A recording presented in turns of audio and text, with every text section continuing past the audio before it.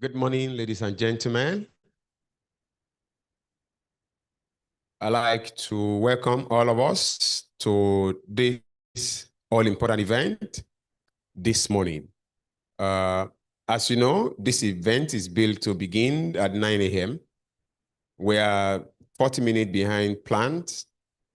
We'd like to first apologize for this. I'm told some of the participants are on their way and the traffic in town is terrible. Again, that is not an excuse. We would like to start immediately, but we also like to announce that we have the T-spot table at the back. Please make yourself comfortable. In the next 5-10 minutes, we will start.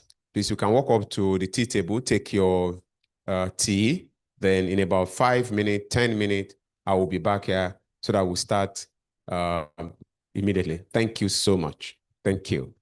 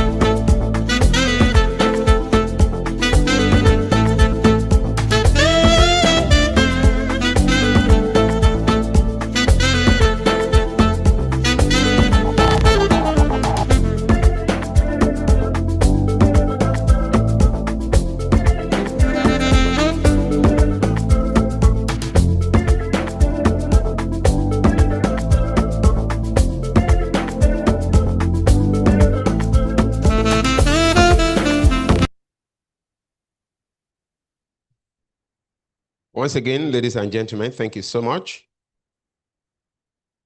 As promised earlier, we would like to begin right now. It's about 10 a.m. For camera capture, please, let's move forward. If you have a seat empty ahead of you, please let's move forward and settle down while Esther and her team can bring in our president and chairman of council so that we can start immediately. Okay, let's move forward.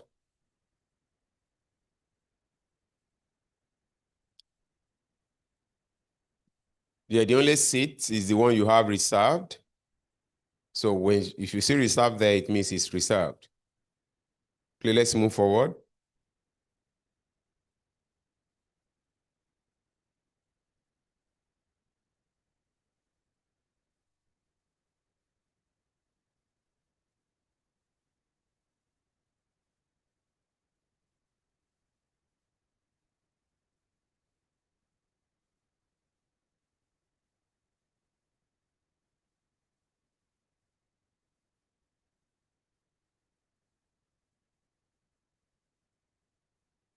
Thank you so much.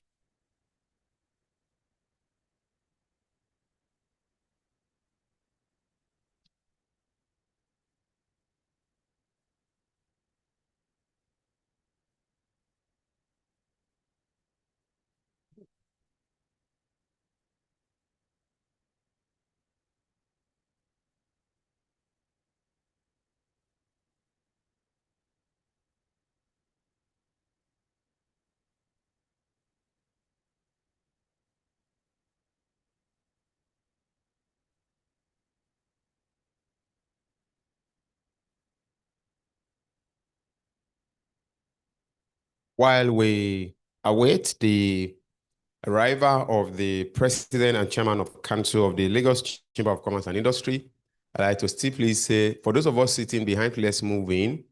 We will have the time for exhibition, as you can see on all our program, but we need to get all the official notes out first. So please let's settle down. Once the president walks in, we will begin with for the program today. Please let's ensure we settle down before he walks in. I'm told he's on his way down here. Thank you.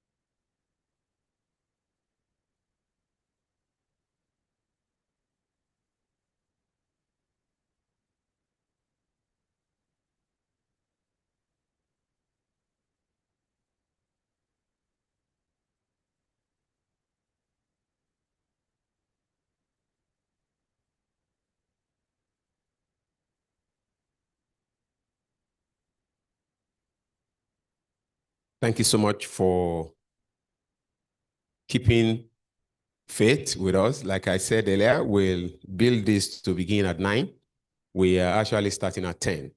Thank you so much for believing in us and staying true for this program. Once again, I'd like to welcome all of us to this event, Nigeria-Kenyan Trade Investment Mission, with the team advancing intra-Africa trade and industrial partnership under AFTA. Thank you once again. We would like to, as our custom is, I don't know if we have the Kenya anthem But we like us to begin all of our event here at SCCI with the rendition of national anthem as Nigerians. Then when we take that, we take Kenya anthem. Please let's be upstanding as we take the national anthem.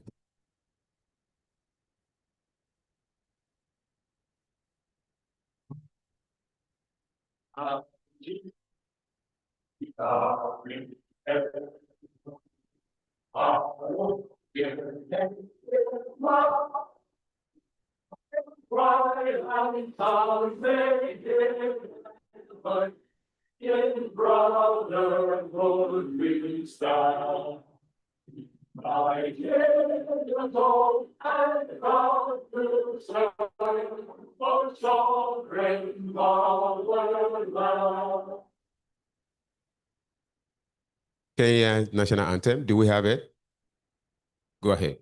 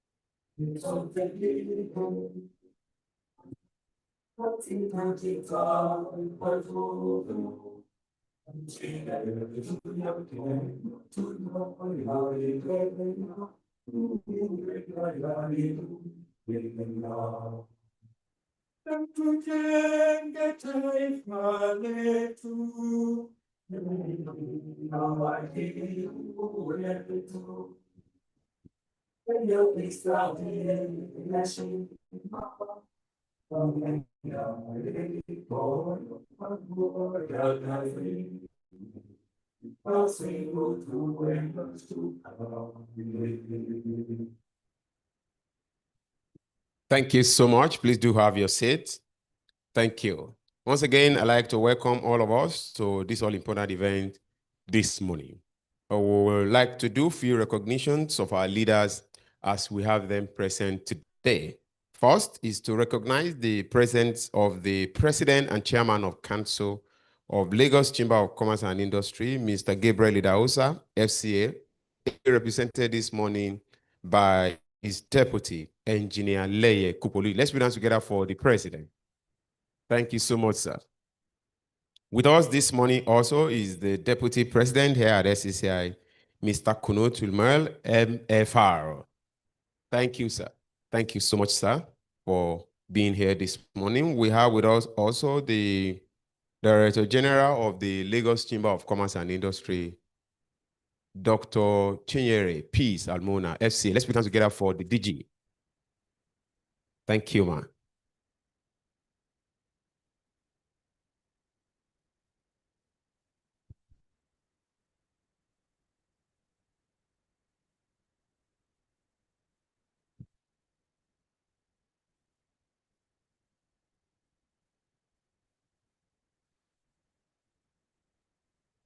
I'd like to also recognize the presence of the delegation from the Kenyan side. We have with us the leader of the delegation from National Assembly, Honorable Tom Oluch.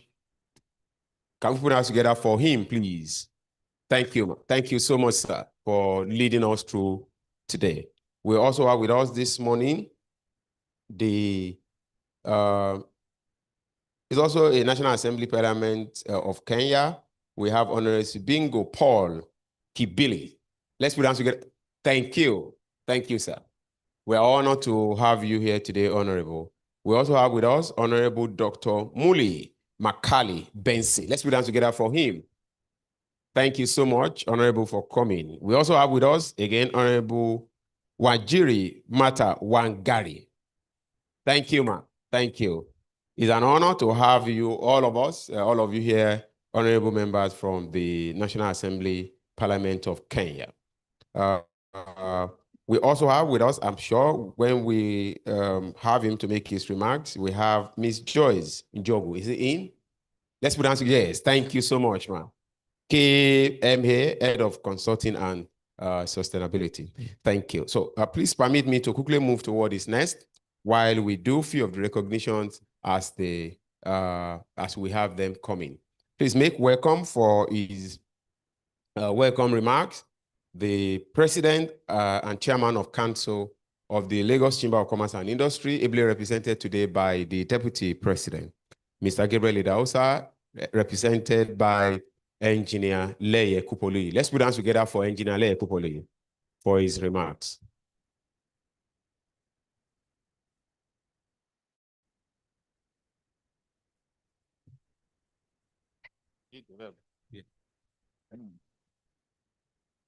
I thought Sunday is doctor. Say remain about 2 weeks. We become a doctor too.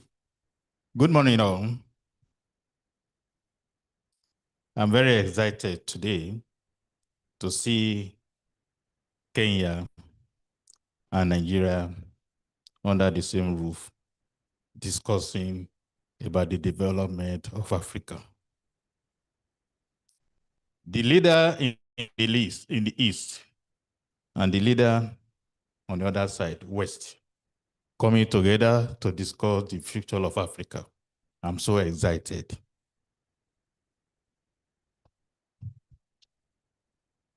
There are a lot of similarity between us. Our youth are very restless. They are restless in a way and very positive. And that is why you see the growth of the tech industry more in Kenya and more also in Nigeria. That gave us the confidence to be here today. They gave us future for tomorrow.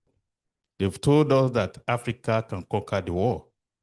We have so many unicorns coming out of Nigeria. I think next to Nigeria is Kenya. We have something to celebrate. The intra-African trade, really, in the last few months, has grown so much. From our 7% we said before, to now we are talking about, some people said 17%. In less than 2 years, from 11 to 70, if we can go at that rate, we will conquer the world. Not just 15%. We know in other nations, in other regions, they have about 65% within their region. We are moving forward. Your Excellency, the Ambassador, that's High Commissioner of Kenya, Ambassador Isaac Parashino. Am I correct? I should, because it's an African name that an African must know how to call. Thank you for being here. They will leave, that is Assistant Director of NAFDAC, representing Nigeria. Are you in the room now? Oh, thank you, sir. George Njoku, that is the head of CAM. Representing CAM, you are representing, and you are very calm. That is Kenya Association of Manufacturers. And you are here in FCCI. Definitely there will be a lot of deal for you before you move out of here. I can assure you of that. Permit me to recognize the National Assemblyman here, that is Tom Oluchi.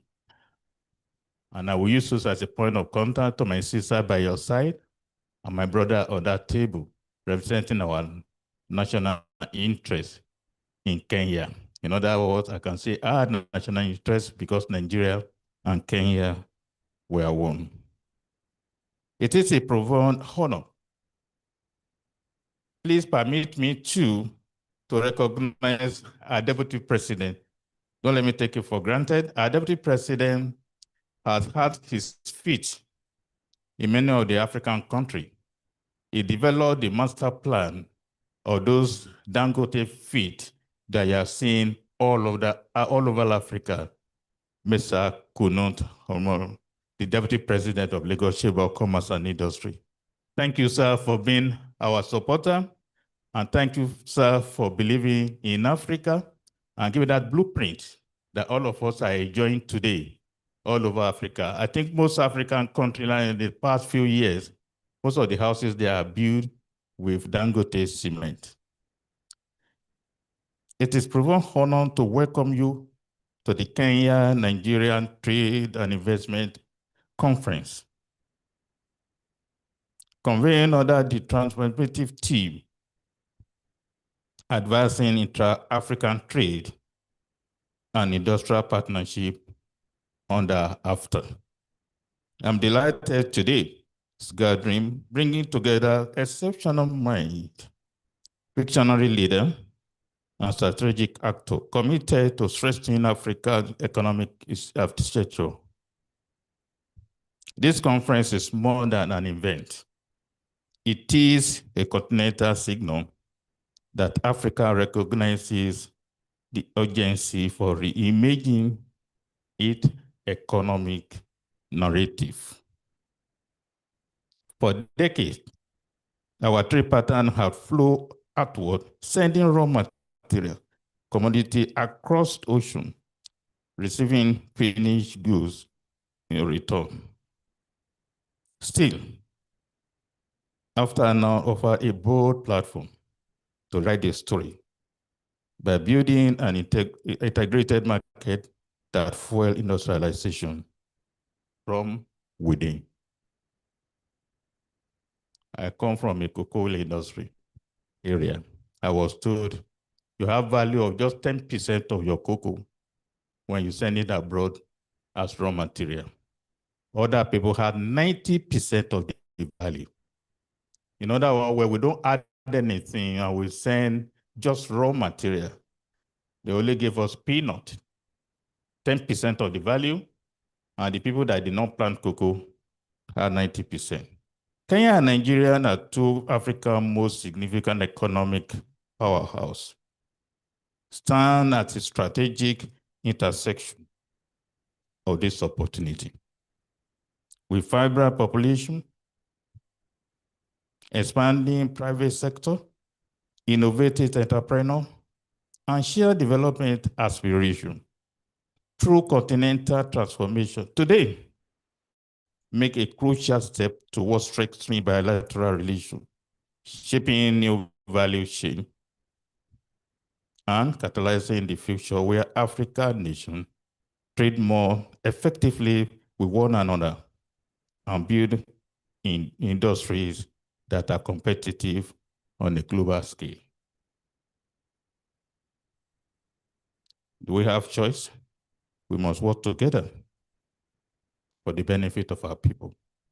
Across the continent, AFTA has opened a gateway to a unified African market of nearly 1.4 billion people with a combined GDP exceeding 3.5 trillion. Positioning Africa as one of the largest integrated economic blocs in the world. Yet, the real value of this monumental opportunity will not be unlocked when countries like Kenya and Nigeria collaborate intentionally to develop cross-border production network, industrial corridor, and investment partnership that reflect the complementary strengths. Nigeria's fast consumer market, rich natural resources, rapid growth manufacturing capacity, and expanding digital economy present enormous opportunity for trade integration. Meanwhile, Kenya globally recognized leadership in the agribusiness processing, logistic efficiency, renewable energy innovation, and financial technology offer a powerful leverage in building sustainable regional value chain. When you have similarity like this between Nigeria and Kenya, it provides a lot of opportunity for the two countries. Together, we can transform our competitive advantage into collective competitiveness by driving industrial cooperation in agro-processing, pharmaceutical, textile, technology, logistics, creative industry, and small and medium enterprise. Our share goal today is very simple, yet profound, to translate opportunities into very practical outcome, to convert dialogue into deal, to move from aspiration to execution in advancing intra-African trade and industrial collaboration thereafter. As we begin today engagement, I encourage all delegates to approach discussion with ambition, openness, and readiness to forge durable partnership that reflect the urgency of this moment in Africa, the economic revolution. Let us embrace innovation, explore the new business model, challenge outdated barriers, and commit to tangible initiatives that stimulate trade. Investment, technology, and transfer across our two great nations. I urge policymakers to continue strengthening regulatory clarity, enhancing custom efficiency, investing on logistic infrastructure, fostering a stable economic climate, and enable trade thereafter to flourish. I also urge the private sector to seize emerging opportunity, scale up production capacity, and build a cross-border enterprise capable of serving the two continental markets. This conference is very vital catalyst, creating a space that new networks are formed, new partnerships are forged, and new frontier of Kenya-Nigeria cooperation are unlocked for the benefit of our citizens and the future of our generation. The continent is watching. Africa is expecting our leadership to demonstrate that we are the only participant in Africa, but also architect shaping success. Let us seize the opportunity to accelerate African industrialization, deepen continental integration, and build an Africa that strives on collaboration, innovation, and shared prosperity. Therefore, it is my privilege to declare the Kenya-Nigeria and Investment Conference officially open. Thank you. All the words are from Mr. Gabriel Idahosa, the president of Lagos Chamber of Commerce and Industry. He just sent me. Thank you. Let's put them together once again for the Deputy President. Thank you so much, Deputy President, for good representation of the President. As always, the voice is yours, the test is his. Thank you. Thank you, sir. I'd like to recognize the presence of the Kenyan High Commissioner to Nigeria. I'm told he's in-house, His Excellency Ambassador Isaac Parashina. Let's put hands together for His Excellency. Thank you so much, Your Excellency. I should have mentioned that much earlier, that you are with us. Thank you. With the welcome remarks by the President over. We'd like to have the opening remark by the Kenyan Association of Manufacturers, Head of Consulting and Sustainability here, Ms. Joyce Njogo. Let's put hands together for Ms. Joyce for our opening remarks. Thank you. Good morning. Habari yenu. Ama ni zenu? Zenu. Habari zenu. Habari gani mwingine anauliza. So thank you so much. We said we want to integrate. That is the East African Community regional language. And hopefully we'll know what is the regional language here. But thank you so much. Good morning once again. I am here representing Kenya Association of Manufacturers, and I know there are protocols to be observed. Your Excellency, the Kenyan High Commissioner to the Federal Republic of Nigeria, Ambassador Isaac Parashina, we recognize you. Thank you so much for joining us all the way from Abuja with your team. I also want to recognize the honorable members of Parliament, National Assembly of Kenya. Thank you so much for joining us, and all the industries from Kenya who have joined us for this trade mission. Thank you so much for taking the courage to come and be part of this integration process. I also want to recognize our former chairman and currently advisor to the CAM Board of Directors, Mr. Mushai Konyiha, who will actually do the opening remarks. Mine is to just open the floor for him.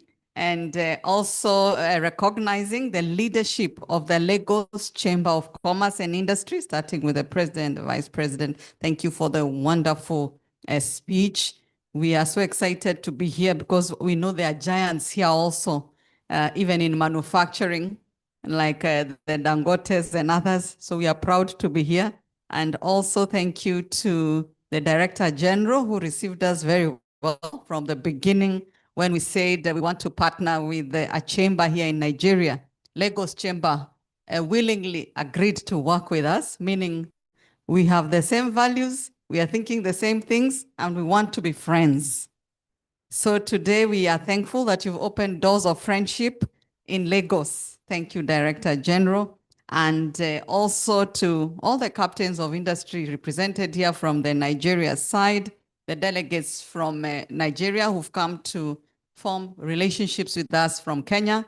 This is just the beginning. We have agreed to have a memorandum of understanding with the Nigerian associations so that we can make this an annual venture.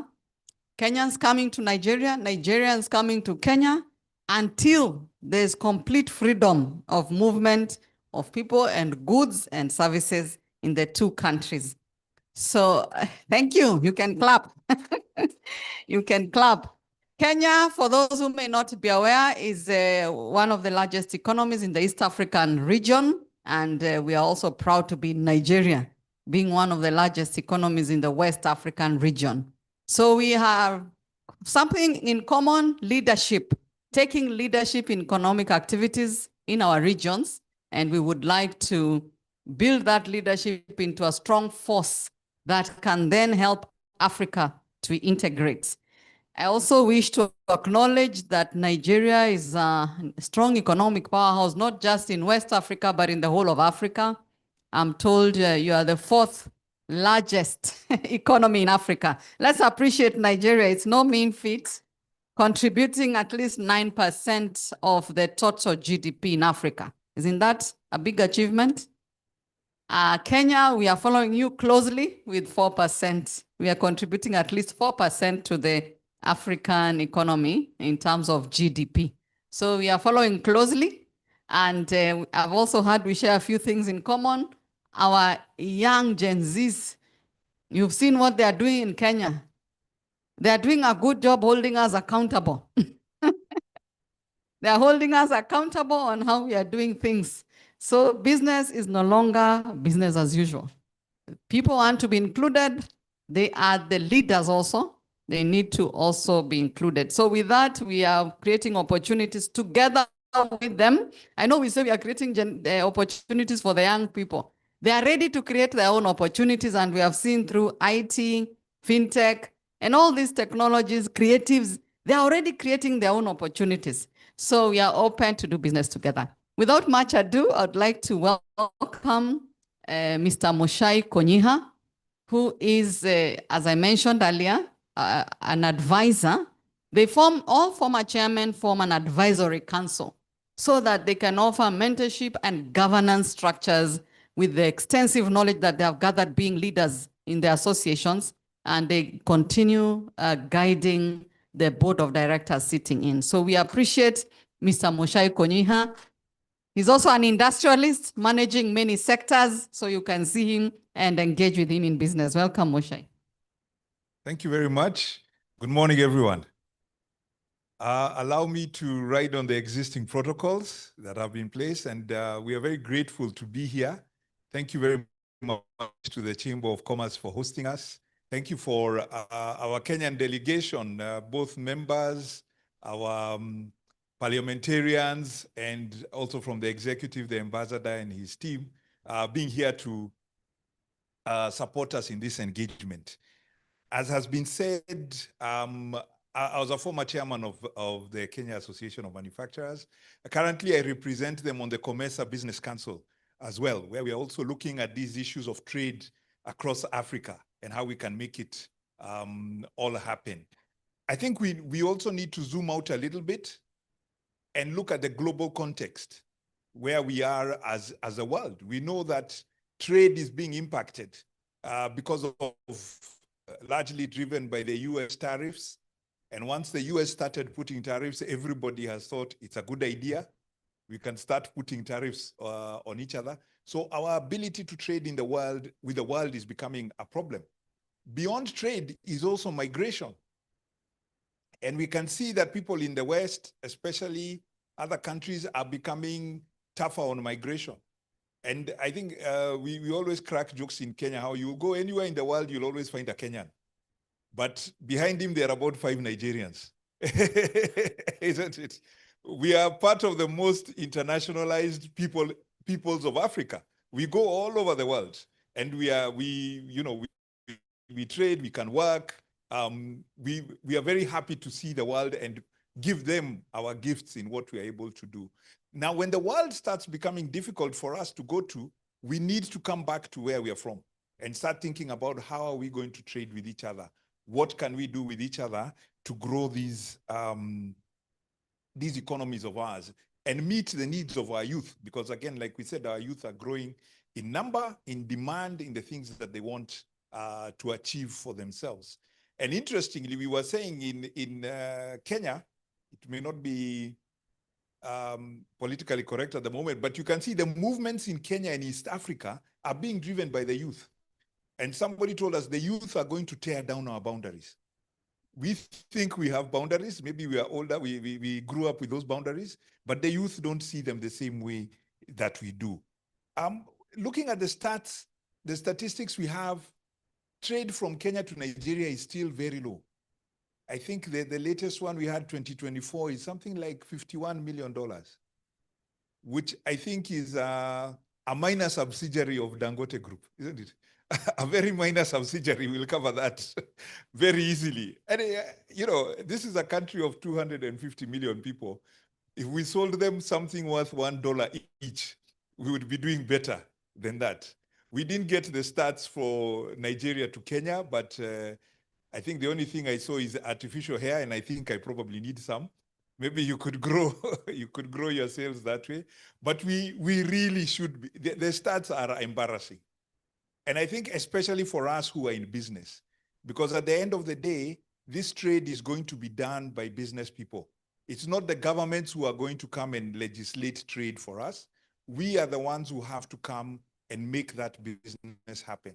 So I'm glad to be here with the other people, because the other thing that we realize, in Africa, we have a big implementation problem. We've had all the speeches. We have the Africa CFTA, we have COMESA, I think you have, is it ECOWAS around here? But making them happen is always a challenge. And it is the private sector that is going to make them happen. It is us who are going to make this trade happen, like Joyce is saying, to open up all these issues. And you can only do that by coming here. And by you, like he said, inviting you, come to Nairobi, come and see us, come and get to meet us. We get to know people by name, we talk to each other, and then we unlock these things. So presence is a huge thing, and that is what we are here to do. And looking forward to the conversations we'll have also at the exhibitions and with other people. When we meet people and we talk, we can solve these issues and unlock what we need to do. So here is to looking to a brighter future of trade with each other so that we can grow our joint economies and meet the aspirations of our peoples. Thank you very much.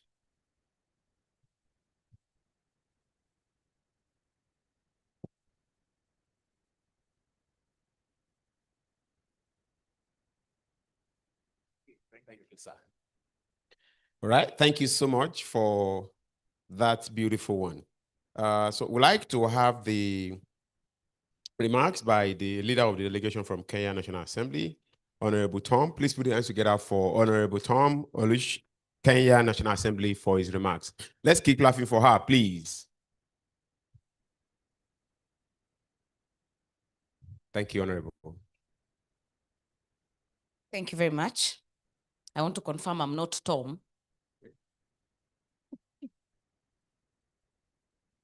The Kenyan High Commissioner to Nigeria, Ambassador Isaac Parashina, the President of LCCI, the Deputy President, KAM leadership, all the industry players, my colleagues, members of parliament, and all of us, ladies and gentlemen, good morning.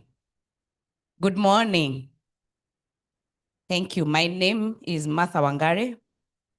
I am the leader of this delegation from Parliament.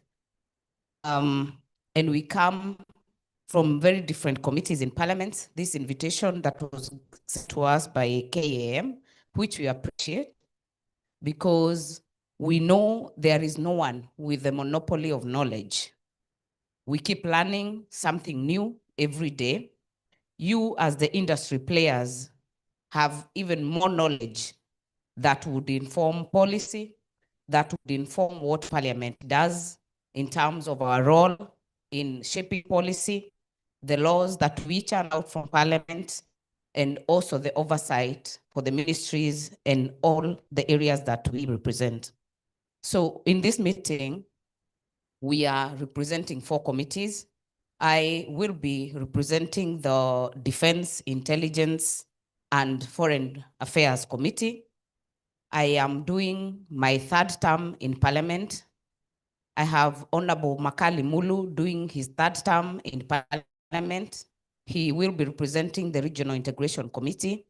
I have Honorable Oluoch doing his 2nd term in Parliament, who will be making the remarks, and more importantly, also representing the Trade and Investments Committee. That is why he was carefully chosen to make these remarks, because most of the issues fall under Trade and Investments Committee.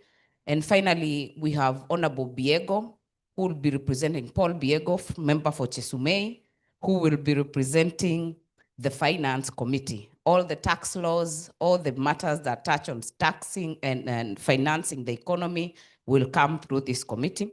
Honorable Makali represents a constituency known as Kitui Central. Honorable Oluoch represents Mathare.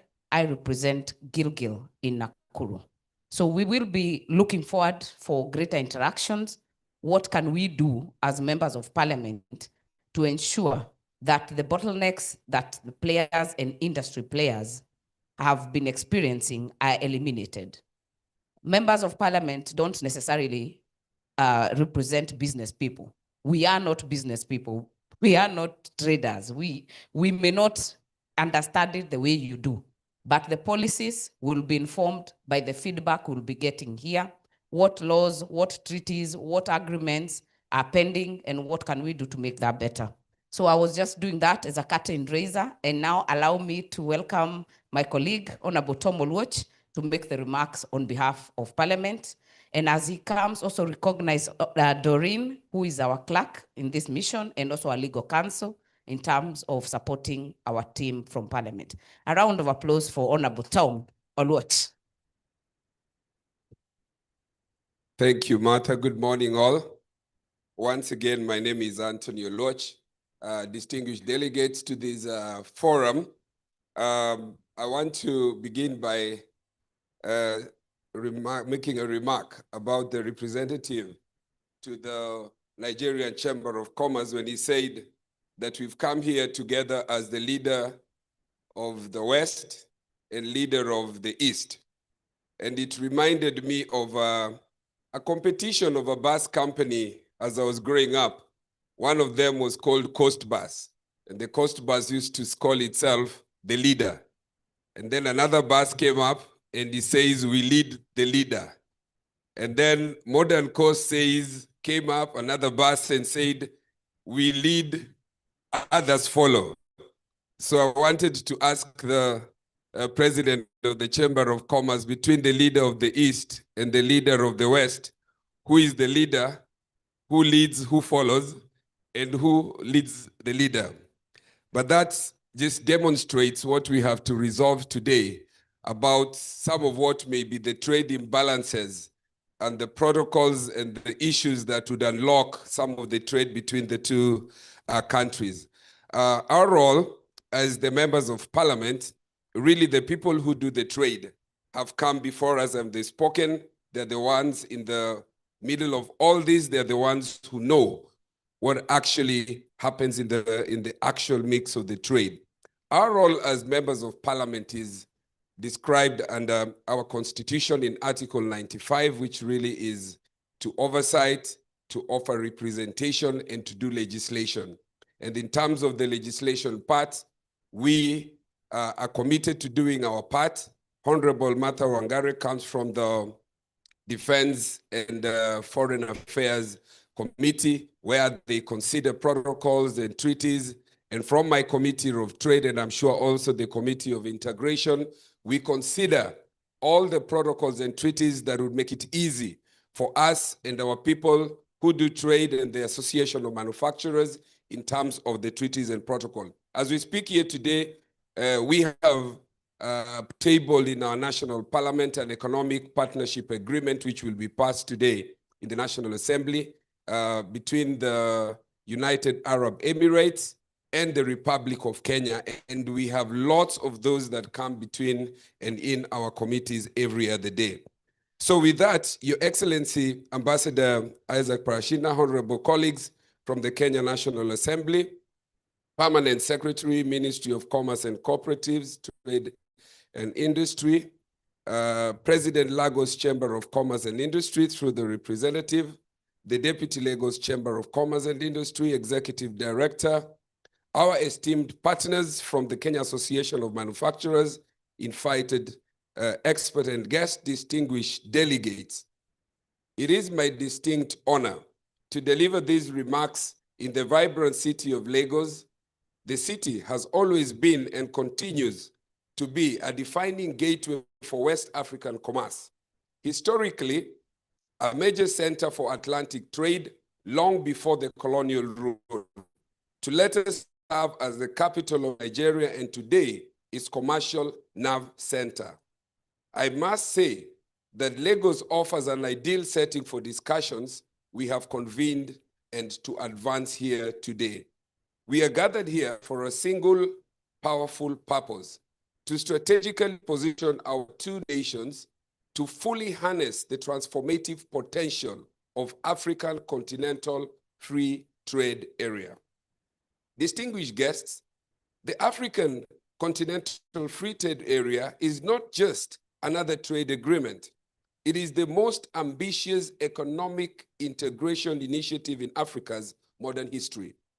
It represents a fundamental reorientation of the economic destiny of Africa, transforming 54 fragmented markets into a single integrated market of over 1.4 billion people, with a combined GDP of $3.4 trillion. For Kenya, the strategic importance is profound and far-reaching. Our manufacturers, our service providers, and our innovators can no longer be confined to the borders of our neighbors. So African Continental Free Trade Agreement or area is our key to the entire continent. It is about seamless movement of our made in Africa and serviced by Africa brands from Cape Town to Cairo and from Mombasa in the east to Lagos in the west. The recent global disruptions have exposed the risks of relying on distant supply chains. The African Continental Free Trade Area provides a pathway to resilience by strengthening the inter-African production networks. Take, for example, the possibility of building a West-East processing chain where the African Continental Free Trade Area sesame grown in Benue to Nasarawa can be processed in Nairobi into premium oils and then exported across Africa rather than being shipped and processed to Europe or Asia. Even in digital creative industries, Nigeria's cultural footprints, Afrobeats, Nollywood, and fashion paired with the African fintech and the digital commerce ecosystem can combine to create a new African digital export products. These are not just theoretical examples, but possibly regional value chains that would be the building blocks of a true African industrialization. Investors increasingly seek scale and predictability. A harmonized 1.4 billion person market coupled with the Phase 2 protocol gives the African greater leverage and attractiveness for the high value investment. The protocols, particularly on investment and digital trade, are designed to make Kenya, Nigeria, and Africa as a whole a more attractive, predictable destination for foreign direct investment. A united regulatory framework under the African Continental Free Trade Area creates the policy certainty that investors require. We have already embarked on this journey with the Phase 2, laying the groundwork for the trade in goods and services. But, distinguished guests, the real transformative work lies in the Phase 2 protocols. This is where the architecture of the 21st century African trade is being designed. This includes the investment protocol, which is about attracting the right kind of capital that builds Africa industry, not just attracting our resources. Then there is the digital trade protocol, which will define the rules for the new economy, data flows, e-commerce, and digital payments that will ensure that our youth are not just consumers, but leaders in the digital revolution. There is the intellectual property rights protocol, which will protect African innovation, creative arts, and the traditional knowledge, ensuring that the ideas generate wealth. Then the comparative policy protocol is crucial in ensuring a fair playing field, protecting our consumers and preventing monopolistic practices that can stifle our small, medium-sized enterprises. Then the protocol on women and youth in trade. This is our commitment to ensuring this agreement is inclusive and dismantles the barriers that have historically locked the majority of the population from formal trade. Kenya and Nigeria are two most diversified economies, East and West. Together, we hold enormous potential, but bilateral trade remains far below what it should be. Unlocking this potential requires deliberate action, distinguished delegates.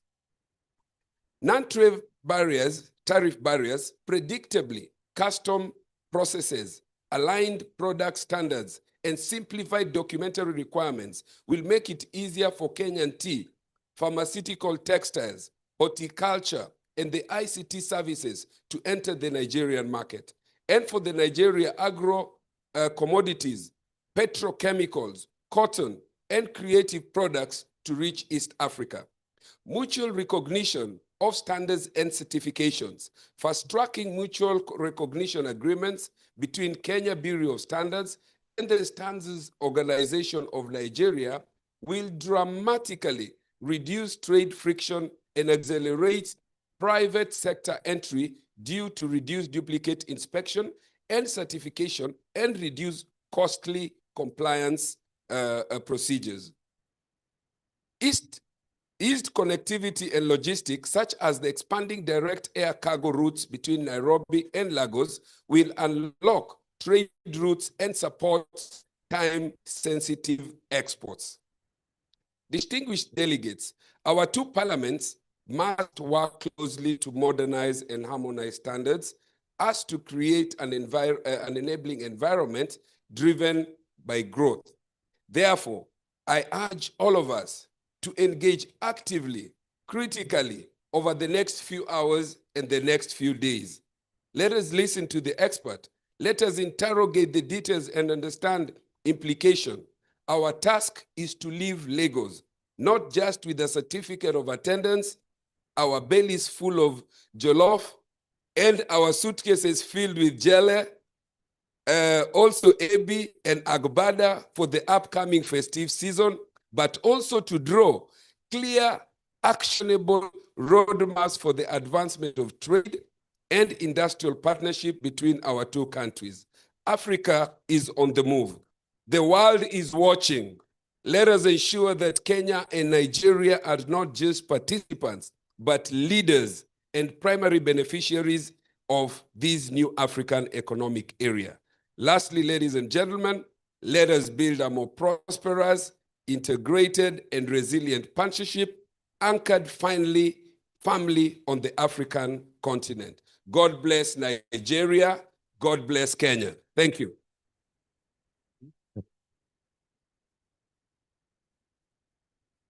Once again, let's put hands together for Honorable. Thank you. Thank you so much, sir, for that.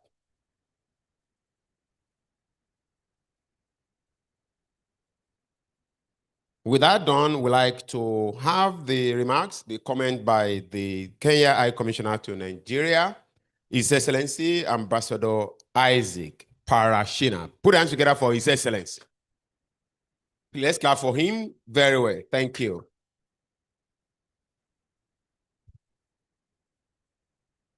Thank you, Your Excellency.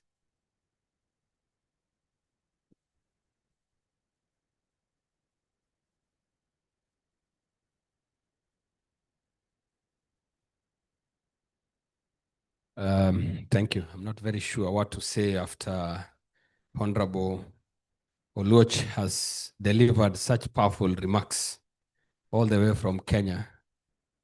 The committee member, the person who vetted me is here, so I'm not very sure how to progress. But I'm very sure she vetted me and gave me some assignments.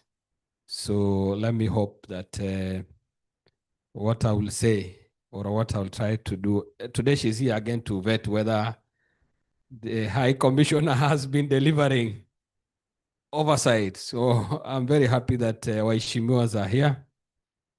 It's quite good to see you and always a great pleasure to be at the Commerce House. I feel honored. Before I go to the protocols, let me first of all appreciate the DG. She said that she has a Kenyan name. She's calling Nyaboke. Is that not good? Yeah, that tells you, because the first time I met her, I just realized she was so passionate about Kenya. And today she just reminded me that I have a Kenyan name. So don't call me Chinyere. You know, Kenyans have a difficulty in pronouncing Nigerians' names, but I've also realized Nigerians have a problem in catching up. But we have a few names here that we share, like Kabiru and a few others, and Maina in the north. So they are all of them available within this setting. The president, the Lagos Chamber of Commerce and Industry, Mr. Gabriel Idahosa, ably represented by his deputy president, the CEO of the Kenya Association of Manufacturers, ably represented by Joyce Njogu, the other officials of LCCI, led by also the DG, the honorable members of parliament, all the way from Kenya, doing a great job of oversight, led by the honorable Tom Oluoch and Wangare Martha.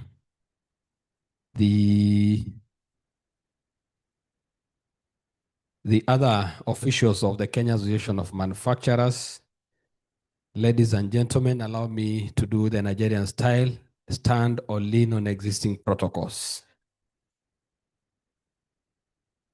Good morning. It is indeed a privilege to join you this morning for the Kenya-Nigeria Trade and Investment Mission. On my own behalf and on behalf of the government and the people of Kenya, I wish to extend our sincere appreciation to the Kenya Association of Manufacturers and the Lagos Chamber of Commerce and Industry for convening this important gathering. This mission is anchored in a simple but profound conviction that Africa's prosperity will be built through cooperation, shared enterprise, and a deliberate commitment to forge bridges across our borders. Today's engagement reminds us that when our nations come together with clarity of purpose, we unlock opportunities far greater than what we could ever achieve in isolation. We meet at a time when Africa is undergoing significant transformation. The African Continental Free Trade Area, the world's largest free trade area by number of participating countries, connecting 1.3 billion people with a combined GDP exceeding 3.4 trillion USD, present a historic opportunity for the continent to shift from a collection of fragmented markets to a more unified, competitive, and resilient economic space. Expanding trade within Africa remains one of the clearest ways to drive industrial growth, create meaningful employment for our young people, and shield our economies from external volatility. But progress requires more than good intentions. It calls for steady leadership, consistent policy, and a closer collaboration between governments and private sector. It also requires us to strengthen the micro, small, and medium enterprises that keep our economies dynamic and innovative. And looking at the room, I can see the presence of such enterprises here. I think they constitute the bulk. For Kenya and Nigeria, this opportunity carries real weight. Our two countries have the capacity and the responsibility to shape Africa's economic direction for many years to come. Kenya and Nigeria brings different but complementary strengths to the table.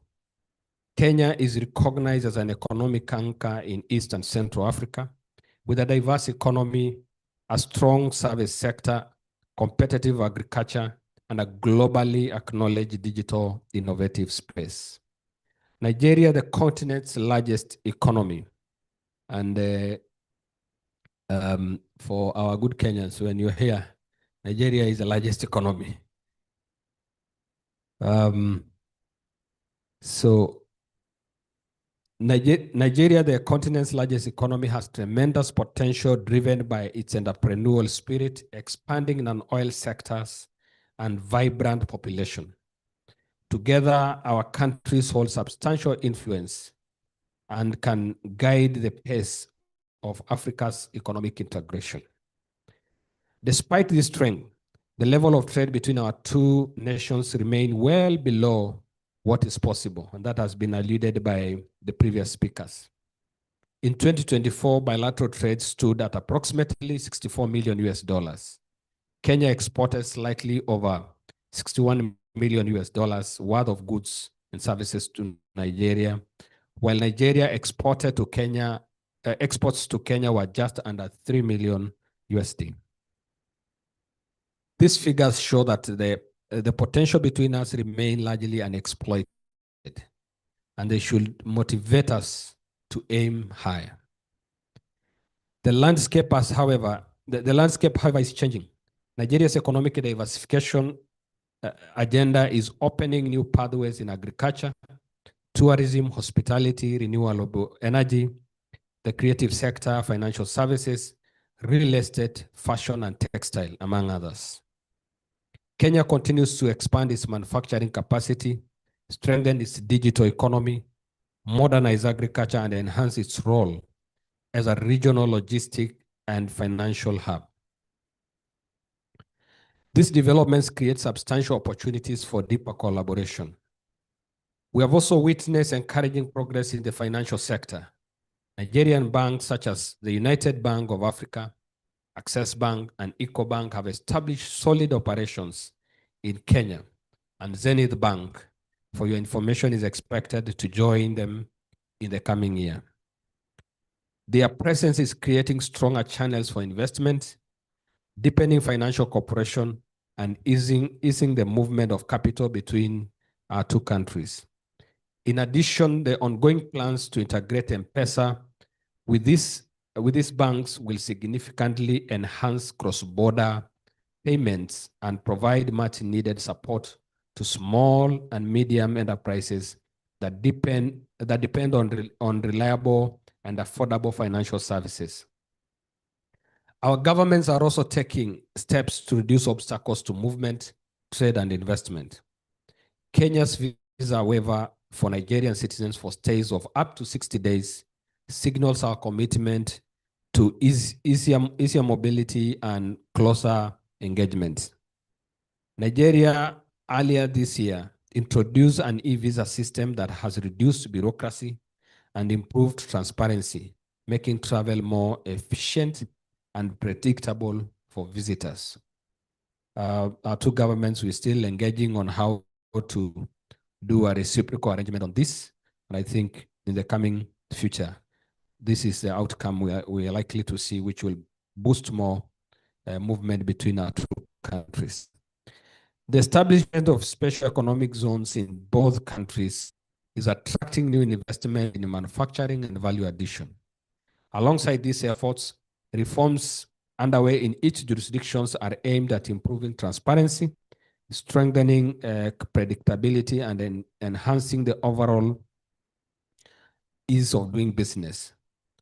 Still, we must be candid about the challenges that remain. Infrastructure limitation, high costs, high logistic costs, foreign exchange pressures, regulatory complexities, and gaps in market information continue to slow progress. Bureaucratic hurdles, corruption, trust deficits, and security concerns create additional barriers. These issues are real, but they are not permanent. They require focused attention, strong coordination, and a willingness to address constraints directly. For this reason, structured and predictable engagement between our governments and private sectors is essential. We need better information sharing, stronger institutional trust, and clear avenues for resolving challenges that disrupt trade and investment. And as always, we must place small and medium enterprises at the center of our efforts, for they remain the engines of innovation, employment, and economic vitality. Ladies and gentlemen, what brings us together today is a shared understanding that Kenya and Nigeria stands at a moment of genuine opportunity. This trade and investment mission gives us the space to consider how we can work with greater purpose and clarity as we build the next chapter of our economic partnership. The private sector will continue to be the driving force behind this endeavor. It is businesses that convert opportunity into reality, open markets, create jobs, and provide the energy that keeps economies moving. And just as important are the people behind this And just as important are the people behind these enterprises. Every exchange of ideas, every new partnership, and every professional connection deepens the trust upon which successful long-term cooperation depends. The importance of this mission lies not only in any agreements that may emerge, but also in the relationships it reinforces. It allows us to listen, to learn, and to participate more clearly, and to appreciate more clearly the strength that each of our countries bring to this partnership. It also reminds us that Africa's progress will be driven by Africans who believe in each other's potential. Let me also take this opportunity to reaffirm the commitment of the Kenya High Commission in Abuja to support this partnership in practical ways. We stand ready to facilitate engagement between businesses, institutions, and key players in both countries. The High Commission will continue to offer guidance, connect stakeholders, provide timely information, and help address challenges that may arise as companies explore opportunities on either side. Our role is to ensure that the goodwill expressed here translate into sustained collaboration and real outcomes. As we look to the future, our responsibility is to keep this momentum alive. If Kenya and Nigeria continue to strengthen their economic ties, we'll send a clear message to the rest of the continent that regional integration is not only desirable, but achievable. The moment for deeper cooperation is here. There is real opportunity before us for a more connected, confident, and prosperous Africa. What we require now is steady resolve and shared ambition. I thank you, and I wish you a constructive discussions and productive outcomes that advance the partnership between our nation. Asanteni sana, Oshe, Imela, Nagode. Yes, sir.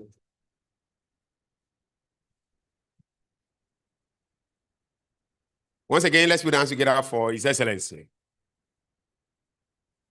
On a lighter note, I think what the Deputy President will approve for His Excellency is for His Excellency to now, he has spoken Yoruba, he spoke Igbo, he also spoke Hausa. Maybe His Excellency, the Deputy President as well as DG will want to approve for His Excellency to have one woman from those tribes. Thank you so much. Thank you, Your Excellency, for that good one.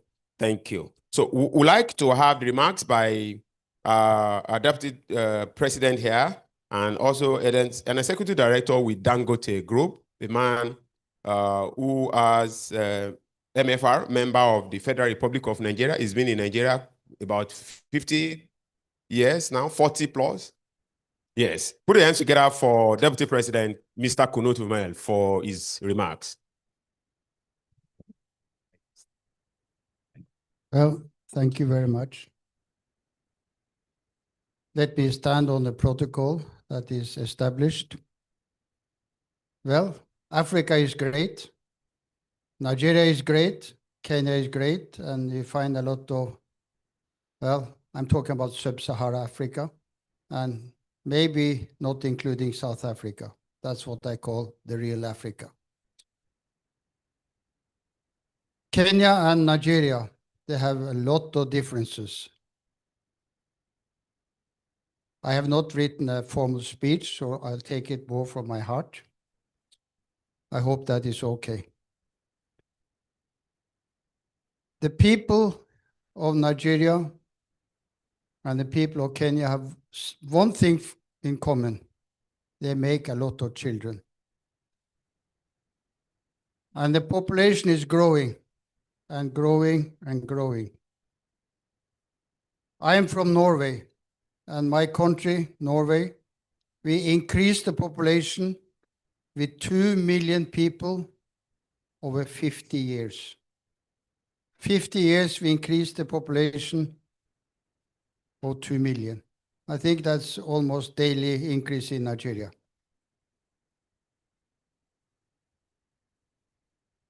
If we look at sports, there's a difference between Kenya and Nigeria. I don't know if you know the athletics. Kenya, they cannot run 100 and 200 meter fast. Nigerians cannot run marathon, long distance, like the Kenya, Ethiopia. Why? Well, maybe there's some small differences. Nigeria, I like it here because I've been here more or less 44 years. I've also been a lot to Kenya. I've been to the tourist place of Mombasa. I've been to the game reserves. What you see in Nigeria, let's be honest, Nigeria don't have the best reputation for tourism. What you see in Kenya, Kenya is fantastic for tourism. Well, maybe Nigeria has something to learn. Maybe Kenya have something to help us to do. When we talk about people, we talk about the young ones a lot because it is the young ones that is the future, and it's the young ones that is dominating the scene in few years. And more young ones are coming, as I mentioned. What do we do with the young ones? And I'm sorry, but none of the speakers have really hit that one. Education, education, education. Nothing is more important to develop a country than education. It has to be put in focus. The only way we can get away with crime, I will say, nobody wants to be criminal. But if the starvation is there, with the hopelessness is there, there's no future. It's a way that crime can come in, and we don't like it. But the other way is education. Education will dominate the future for the children, will give them a better hope. I hope all here raise a hand if you don't agree, but that must be the #1 priority. What is common with Nigeria and Kenya is the language. Well, in Nigeria, we have at least 30 completely different languages. We have 300, 400, I don't know how many dialects. Kenya probably have the same, but we have one language, and that is English. And when we talk about education in Kenya, I think is much better than Nigeria for the masses. Nigeria education is good for some few, but not for the masses. So we should do something there. And instead of sending, well, now it's even more difficult to send them to US for university. Let them send them to Kenya. Let Kenyans come to Nigeria. Let's interact together. And when we interact together, we work together, we smile together, we cry together, and we stay together. A lot has been said about trade. Well, I don't believe in too much trade from Nigeria to Kenya and Kenya to Nigeria. Most of the trade is through sea. And well, to go from Kenya to Nigeria by sea is not that great. But for Nigerian companies to create jobs and create industry, create business in Kenya, to export from Kenya, what they can do. Well, that's another option. Let's work together to get the industry in Nigeria, industrial people in Nigeria, to set up in Kenya. And the opposite way. What you're producing in Kenya that you can produce in Nigeria, come here and set up something, and maybe some intertrade between the countries is possible. There is so much more than producing in your own country and send it by road I don't even know how you can send it by road from Kenya to Nigeria and opposite. I don't think that is doable. Let's do it in a different way. Let's interact with the industry, the entrepreneur, etc. I think that is more important. Well, I've been in Dangote now for 29 years. I brought them into cement. That was what built the company, what gave them the financial strength. We are now in 12 African countries. We are in Tanzania. We are in Ethiopia. We are not yet in Kenya.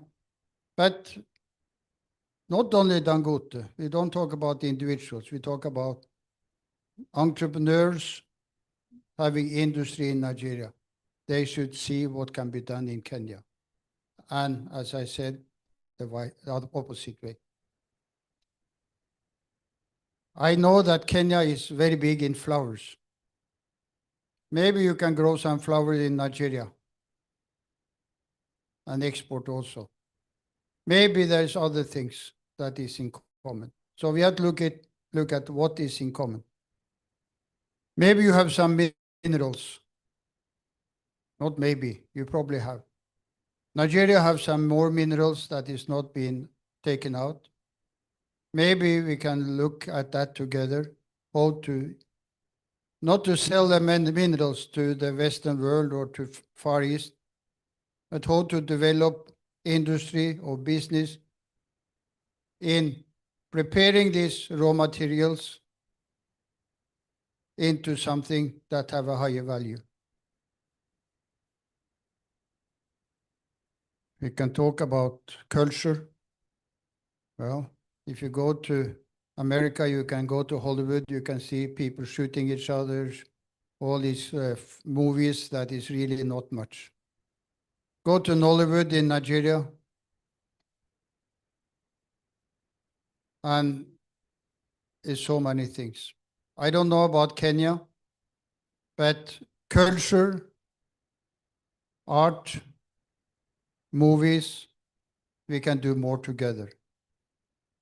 It's more to life than only trading and industry. It's how to develop the cultures, how to develop the being together. It's very important. The economy, well, you heard about Nigerian banks. We know them all. I know them from they were very small and to what they are today. Access Bank, Zenith Bank, you name them all. But I didn't hear any Kenyan banks coming to Nigeria or what. I'm sure you have some financial institution that should work together with Nigerian institution. I like what was said about integration. We can integrate so many things between the two countries. I would say in all sectors, except getting Nigerians to run marathon and Kenyans to run 100 meter, 200 meter. There's so many things that we can integrate. Being together, smiling together, crying together, and develop together, I think should come out from this event. We can talk and talk till we die. We can talk and talk the same. Everybody wants to do this and that. I think with our DG here in Lagos Chamber, together with the delegation or some key people from Kenya, you have to make a roadmap. You have to make targets. You have to sit down and write, we want to achieve this, not in 10 years, not in 5 years, but in the next few months and next so and so and so. Let's be very, very active in getting things on the paper. What can we do together? Do you want Dangote to Kenya, Kenyan industrialists coming here? Interaction between, well, I don't think football, because Nigeria is the best team, I think. But I hope my message is clear. Don't talk too much about trading through the sea, but how to be together. Let's smile together next time we meet and say that we have achieved something from this meeting today. And thank you. That's all my contribution. And I wish all my Kenyan friends, all my Nigerian friends, a very, very successful 2026 being together. Thank you.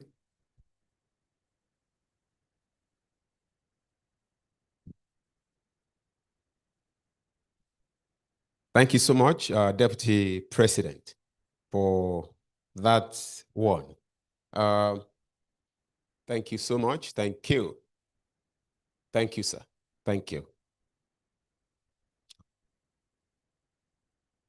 Thank you. Thank you, sir. Thank you. Please permit me to, even though late, but it's better late than not done.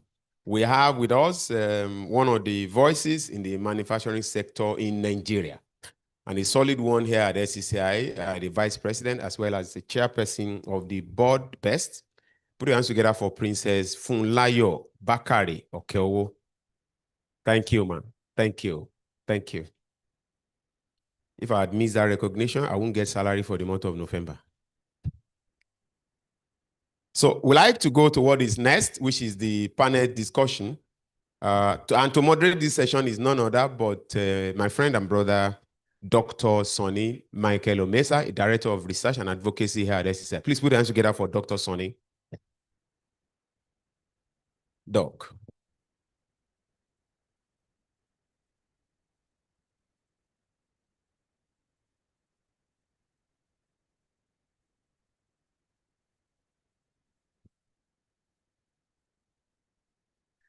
Good morning once again, and I welcome you to this panel session with the permission of the President, represented by the Deputy President and my DG.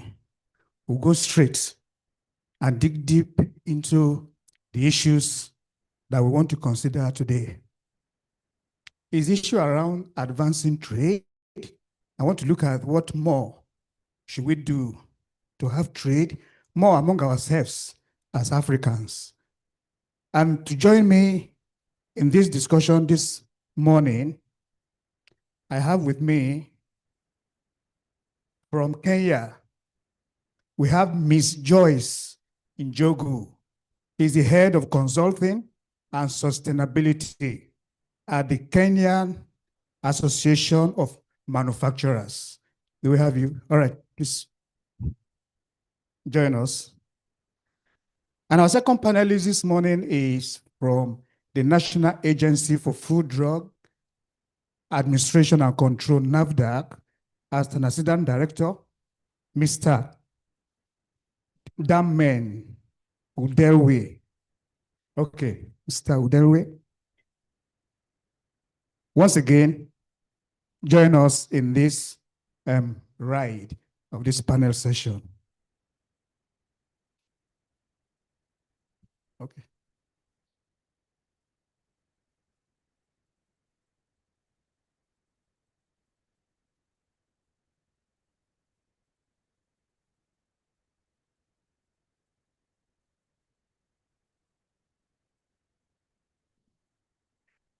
Good morning once again. Please join us in this conversation as we continue in this panel session.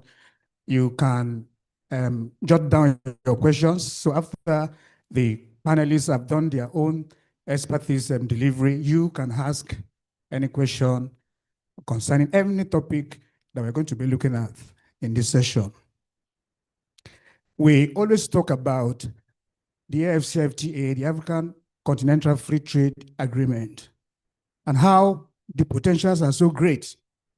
And I keep saying that we keep talking about it, but when are we going to start to enjoy the benefits? So that's one of the major reasons why we are having this session right now. And I'm going to be starting with, let's start from Nigeria before we go to Kenya. So let me start with Mr. Udelwe. Let's hear from you, Mr. Udelwe, from a regulatory perspective. You work with NAFDAC and you have some level of standards management. What will you say are the most, maybe let's say 3 critical hindrances to trade amongst Africans under the AFCFTA. Do you have a mic with you? Sorry, do we have a mic? Okay, please have this. Okay.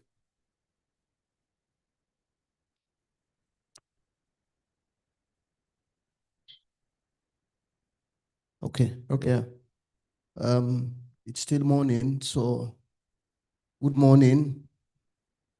I bring compliments from my Director General, Professor Mojisola Adeyeye, who has been very passionate about trade facilitation.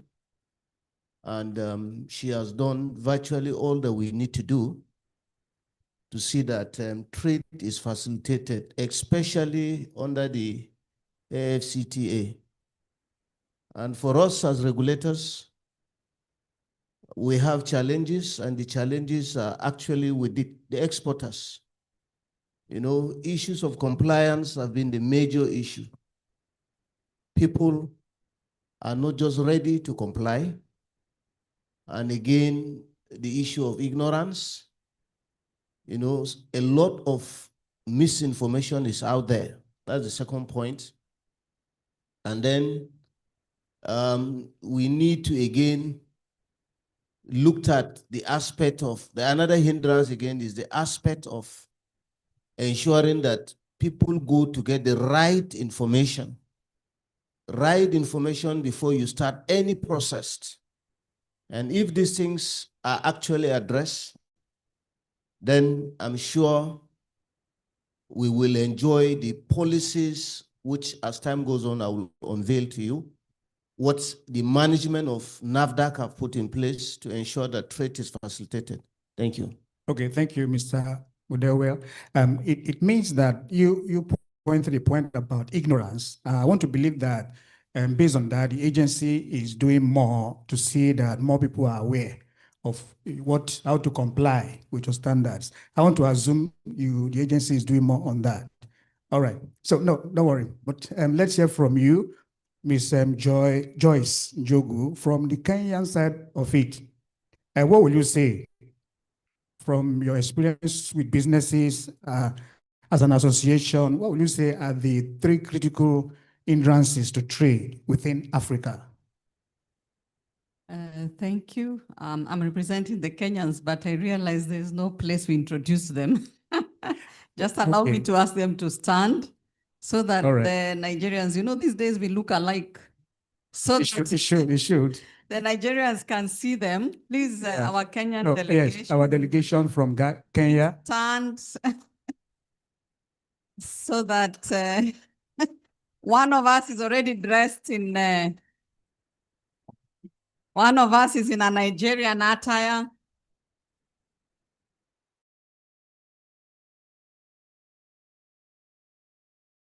Good. I hope you have seen them. And yes. They will also be, they will be in the booths around there. So for us Kenyans, I must say, first of all, information. I don't want to say ignorance, but I want to say information is not well distributed. It's not flowing well to the businesses, not just in Kenya, but across Africa.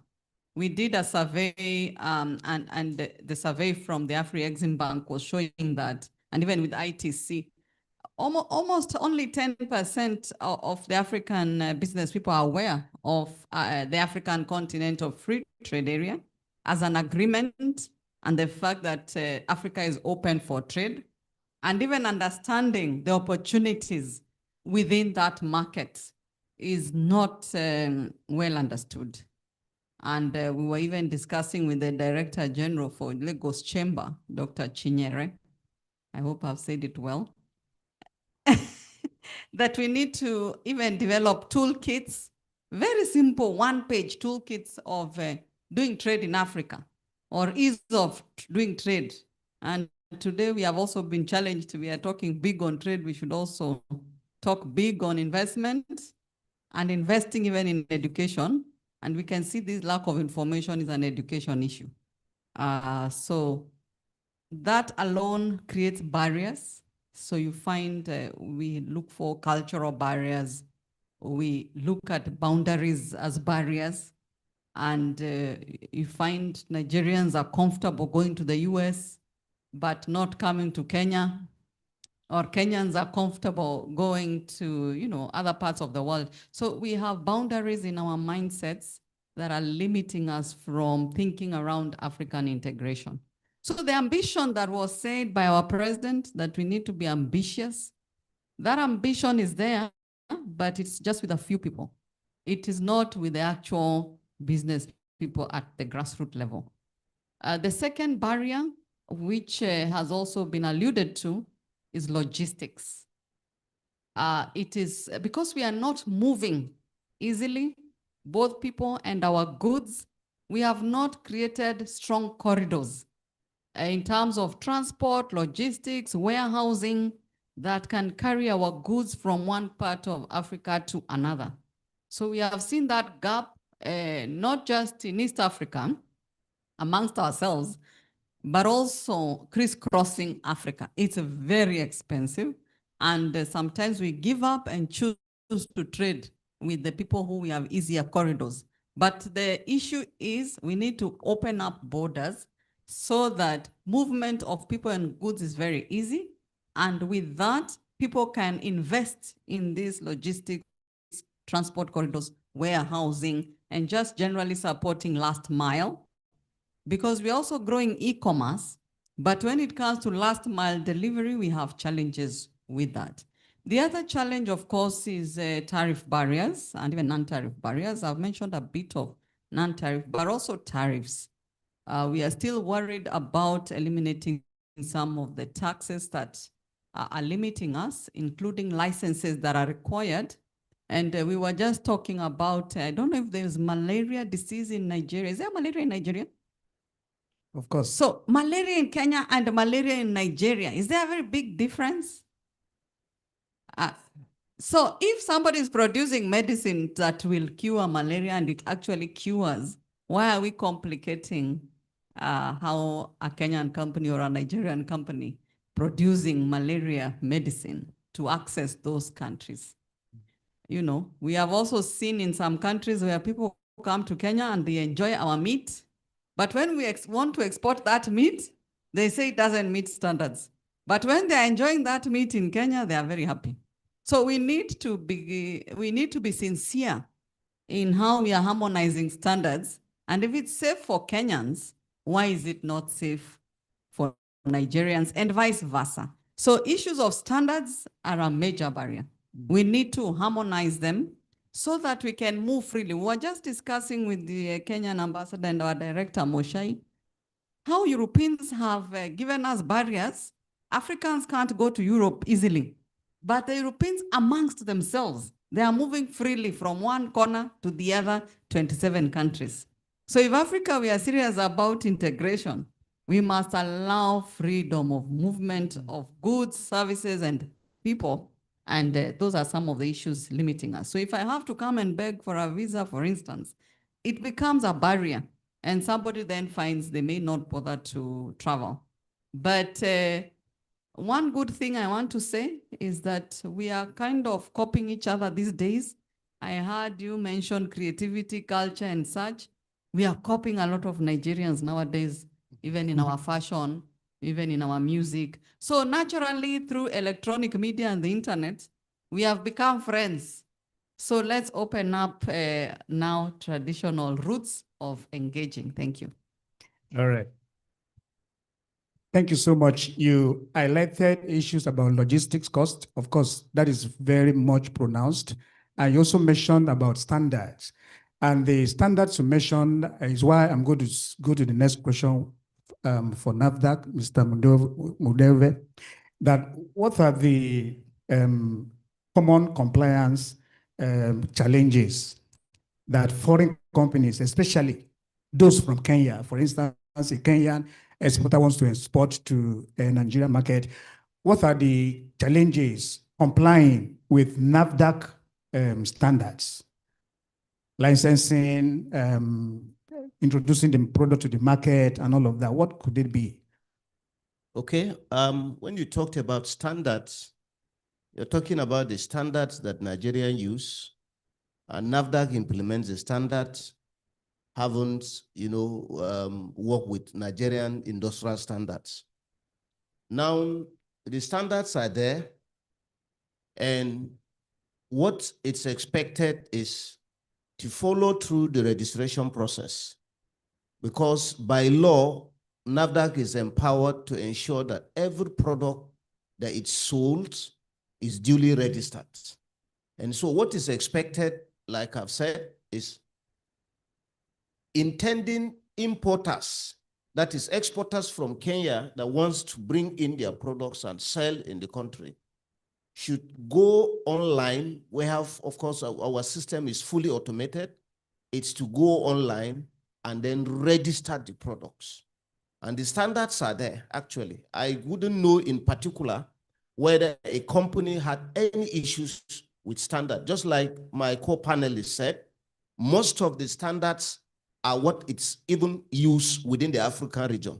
For a drug that is being used in Kenya, certainly is likely the drug that is being used in Nigeria. The problem is just compliance, like I've said. People are not ready to comply with the laid down procedure.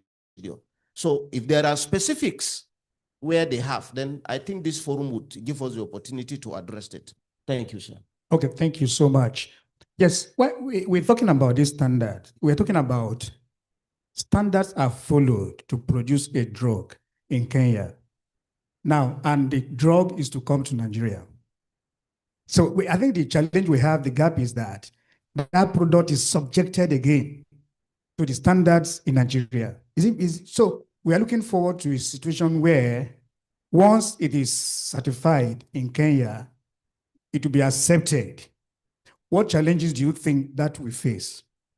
Yes, for now, currently we have what we call the African Regulatory Harmonization Forum that is currently going on, where all African regulators, I'm talking specifically on issues, take trainings and over experts are coming from all the African countries. We are not yet there. Currently, every country would want to put one form of regulation or the other. But on the aspect of inspection, GMP, which is one of our key functions, it is being addressed at that level. And so in no distant time, let me put it up, once the harmonization, it's strong enough, I want to believe even this after that is coming is going to address that issue. But currently, it is once you have application from your regulatory authority, you make it available in the course of your documentation, and certainly it will be considered. Okay, thank you so much. I think when we say we trade more with outside Africa, it is because I see that we still lack a lot of processing capacity. So we mostly export our raw materials in their primary state because we are not able to add value to it before we export. But it's a bill in Nigeria currently, I don't know if it is already in Kenya, and the bill talks about 30% value addition to any product before you can export it. Now, when we begin to see more of that, then we are going to see more trade within Africans. Because what you used to import, the finished product you used to import from the UK, you are likely going to see it from your neighboring country because the capacity to process has increased. But presently, I think that low processing capacity is hindering even trade among us. We need to identify that. All right, I come back to you, Ms. Njogu, that what have businesses told you about coming to Nigeria, for instance, or West Africa generally? You are in the East Africa region. What have they told you, or what have you learned about their challenges on regulatory issues, to comply with regulatory issues? And maybe if it is possible for you to also let us know what you think on the side of where you are going to, what they should do to ease those challenges. What have they reported to you or that you know? Okay, first, I must say in matters trade, we all are subscribing to the World Trade rules. And most of these trade rules, we've taken them up as Africans. There are also standards, like he has said, for harmonization in the region, Africa region, but also global standards that are driving a lot of the benchmarks of what standards should look like. So if as Africans or member states, we have subscribed to these standards, global standards, then the assumption is that we are complying. So I'm coming from a point of compliance. Those who are not complying, then they have to comply. We are committed to compliance in the context of it is us citizens of all African states that require safe products. We require products that can support us and be used for the purposes that they were created. Especially medicine has high integrity values. If you have said, if I take this medicine, I'll get well, the assumption is I should get well. And that will be value for money and also a responsible business. So we advocate for responsible business. So I'm speaking from a point of view where you have already complied, probably from the global standards that most of the sectors have global associations and global standards driving various areas of compliance. And if we have all subscribed to WTO, then most likely we'll have some of these similar compliance areas. And reciprocity, as in we reciprocate some of the standards as we harmonize them, since we are doing that. And we've seen our Bureau of Standards actually approving some of the imports directly, so long as you can provide certificate of compliance from your country of origin. So in terms of accessing West Africa, it's a new area where people first need to understand where your originating standards are coming from and how they comply with theirs as well. And I wish to congratulate the Africa team that is working hard on harmonizing standards. We also appreciate that different weather conditions and different raw materials can give a context on variations. So if there's opportunity for variation, manufacturers are interested in that. So for us, the manufacturers, for instance, are interested in these markets. We are aware that there's a lot of imports from other parts of the world. We have worked hard to create manufacturing base in Kenya, for instance. Of course, we still import a lot of products, but we have industries that have capacity, they have capability, and they're also looking for finance. And I'm glad Nigerians is mobilizing capital for us and bringing money to Kenya. It's about how we expand, but most of them can't expand until they are sure of a market that is predictable. Some of the barriers, you'll find there's goodwill at political level, but when you come to border points, there are small challenges. They sound small, but they're very big. They can waste your time. We had some companies wanting to export to West Africa. You assume your products will take 1 month. They end up taking 6 to 9 months to access the market. What are the challenges? Border points, just border points. And these people even say they are not aware there was a political ruling. So we wish that this information can be cascaded to even the officers, the customs officers, the roads officers, even the police, and whoever else is manning the borders, because there's a lot of time wasted and also money lost sometimes in various ways of negotiation. And that affects the cost of doing business. So you find your product is getting to West Africa at a very high price and you can't compete. So someone gives up and decides to just trade in their localities. What does that mean? Will Africa integrate with those kinds of barriers? So those are some of the challenges. But for opportunities, I think this fintech business, money banks and e-commerce, and also harmonizing currencies is going to be a big opportunity for us in Africa. I know different people have been talking about a single currency, but I must say even in EAC, it has been a conversation for many years and we still don't have a single currency, even for EAC. But we hope Africa can integrate faster, even as you come together as ECOWAS. The idea of the African integration is that the different regional blocks can organize themselves better and come to the table with a mindset of integration. because sometimes people are afraid that they will lose the opportunities they have within their regional blocks. So you find someone still, still wars between ECOWAS and EAC and SADC. Those wars we need to break those barriers. And also our opinions about each other, we need to create trust. So one of the issues also affecting trade is trust. People wondering who can provide due diligence. Are these people legitimate? Can money really move genuinely? Are the products as genuine as they have said? For instance, if you're doing e-commerce, sometimes even just in Nairobi, sometimes what you buy online is not what you get once it gets to your house. So there's that issue of trust and also traceability. And we were just discussing how banks can be very good platforms for providing this issue of due diligence and trust as we trade together. So the opportunity is big, and we wish that people can open doors from government to private sector, and we can engage better. Also, public-private dialogue needs to be strengthened. Yes. We need to sit together at the table, not government alone and private sector alone. And as we do that, we take action like we have done as Kenyans. We've come here to prove that actually we can do business here. So we'll take back a report and say, yes, the people were friendly and we were able to trade. Thank you. Oh, that's good.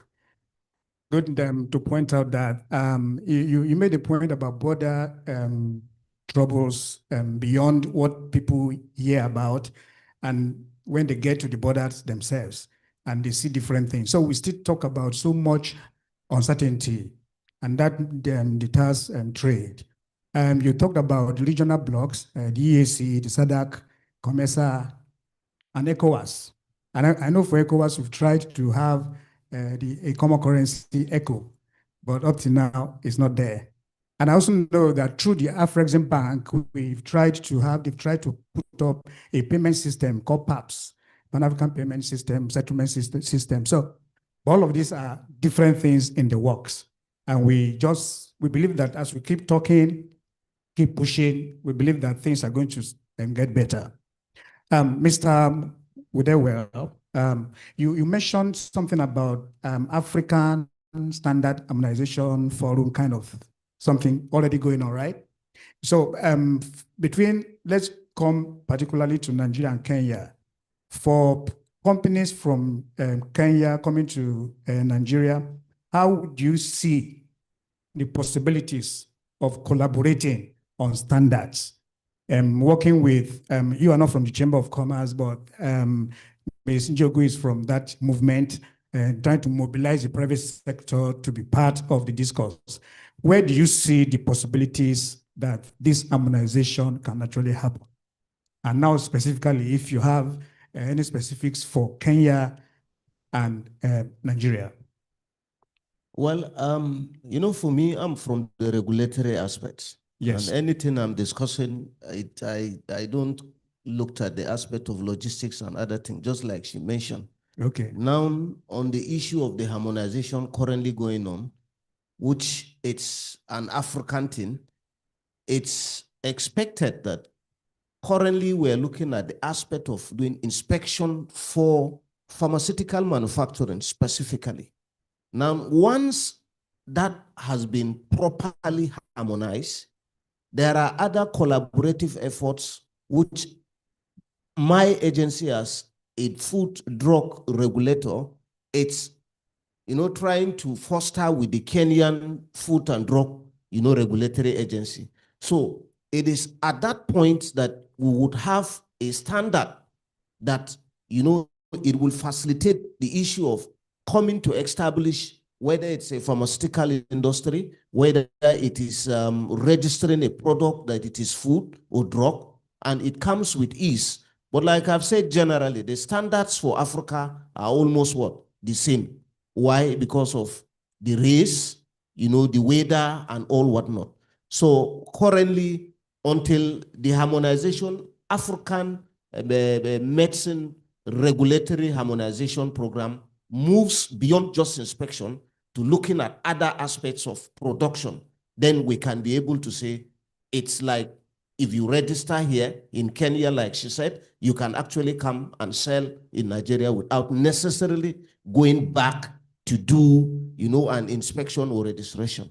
That is that for now. Don't know whether that addressed your question. Yes, okay. I know it's going to be a continuous conversation.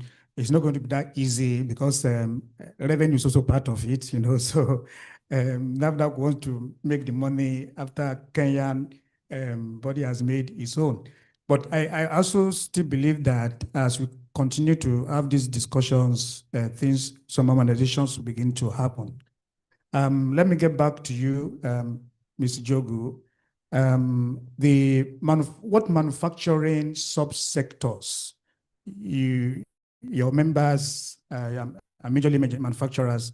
What sectors are strongest for trade between Nigeria and Africa and Kenya? So from Kenya, what sectors do you see coming to Nigeria? First, in Kenya, we are an agricultural country, so we always say food sector is the biggest sector. And we know that Nigeria also is big on agriculture. So if we are both big, if I'm to follow the analogy of leading and leaders leading, if we are both big in agriculture, isn't that one of the best areas for integration in terms of investment in the value chains that are in the regions?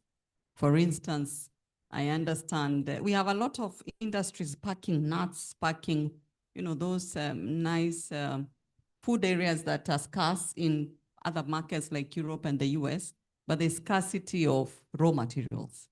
So if Nigeria or West Africa generally is big on the nut family, and we already have large industries producing for Europe and the US, that's a big area of collaboration. So we can collaborate from access to raw materials between the two countries for processing. And I know you have also challenged us in terms of our capacity to grow production base in Africa. And Kenya, we are ready to grow our production base. And we have a lot of investments already in country looking to expand, even to build into other value chains. So that's one area. Of course, pharmaceutical is a high growth sector in Kenya. We have quite a number of pharmaceutical companies that are ready to also come to the rest of Africa and sell. But even just within Kenya, there's a lot of import subsidy. COVID taught us that at some point borders can be closed and you have to build some level of self-sufficiency. So we got a lot of innovation within the pharma sector. So pharmaceutical is a big area, and that's why we are keen listening to the story of food and drugs, because those are areas of high growth in Africa. Most of African states are still not food sufficient. From the Kenyan perspective, also chemicals, metal and steel, cement, building and construction, because of course we are highly urbanizing, and most of the African countries are also driving infrastructure development. So those are also big areas of growth for us. We have other sectors that could also be controversial, like plastics, but we are looking at circular economy, looking at opportunities within recycling, upcycling, waste management. When we were coming from the airport, I saw a big waste pile, and I thought it was a Kenyan problem. But we have people in Kenya working around building strong solutions for waste management. And I think one of us here is in that sector from Kenya. So we have come up with good models for that sector on that. So we have about 14 sectors, different sectors that even textile and apparel is one of our biggest export products to the US, but we know Nigeria is big also on textile and apparel. One of us here is also interested in finding your designers. We acknowledge you are good designers. We are also looking at design in Africa. We are lagging behind in design of all kinds of products, packaging, labeling, and just, and our creative space is where we need to improve, because quality of products is good, but sometimes the way we package them, and even the cars that are made locally, when you compare with cars made in Germany or others, you see there's a challenge with design, with style, we think we are making them for hard roads, but even hard roads need something stylish in form of a vehicle. And young people are mean to us. They want very classy things. Even the phones we are making in Kenya, you find sometimes the young people think they're old-fashioned.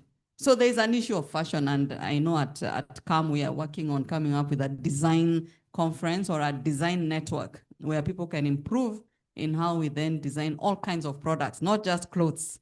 Every sector needs serious design in how we package, how we put together products.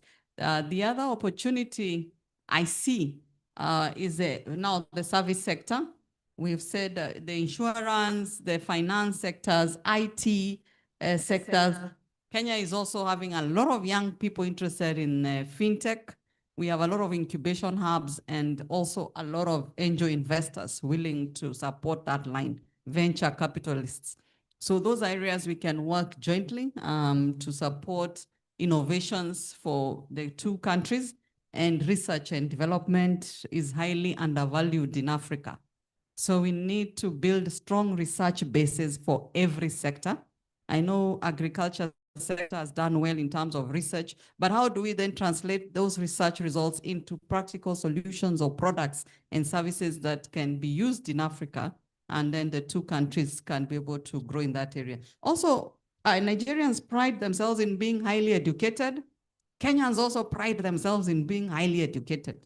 So how can we utilize this education to make our two economies very strong? So there are many similarities that I see no reason why we should have barriers. We just need to humble ourselves and start working together. Thank you. Yes, sure. You talked about digital, something like digital trade, talk of services beyond manufacturing, right? So I can confirm to you that just, I think last week, our own government approved 3 policies. 1, to promote digital trade. 1, to boost intellectual property for the creative sector, so people that create intellectual items can protect them.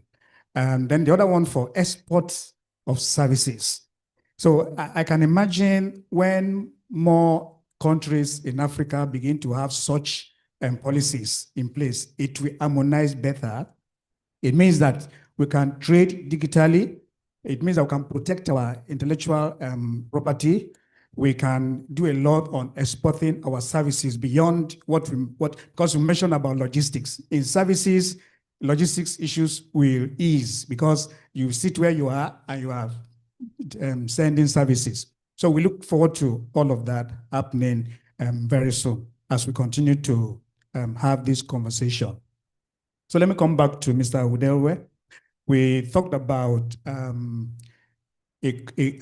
countries trying to come from Kenya to Nigeria, and you talked about them. I think I heard you right when you said they can actually, there's some form of automation on your website maybe. Can you explain that more? And let's check if the Kenyans are even aware of that, oh, there's that possibility that you can do some compliance starting from Kenya, even before your goods. Let's know, but let him explain what that process is, and let's see if the Kenyans know about it. Yeah. Okay, thank you for this opportunity. Let me start by saying NAFDAC currently is a WHO ML3, regulatory authority. What that simply means is that it is a WHO, that's World Health Organization, listed at maturity level 3 for drugs, vaccines, and medical devices. I'm so sorry that my discussions may be a little bit skewed to the, food and drug. That's the area that I come from. And so our processes are actually, streamlined. Our processes are well structured, and our processes are automated and timely. There is no any process as we speak in NAFDAC that you need to spend time doing things manually. So our processes, like I've said, are automated.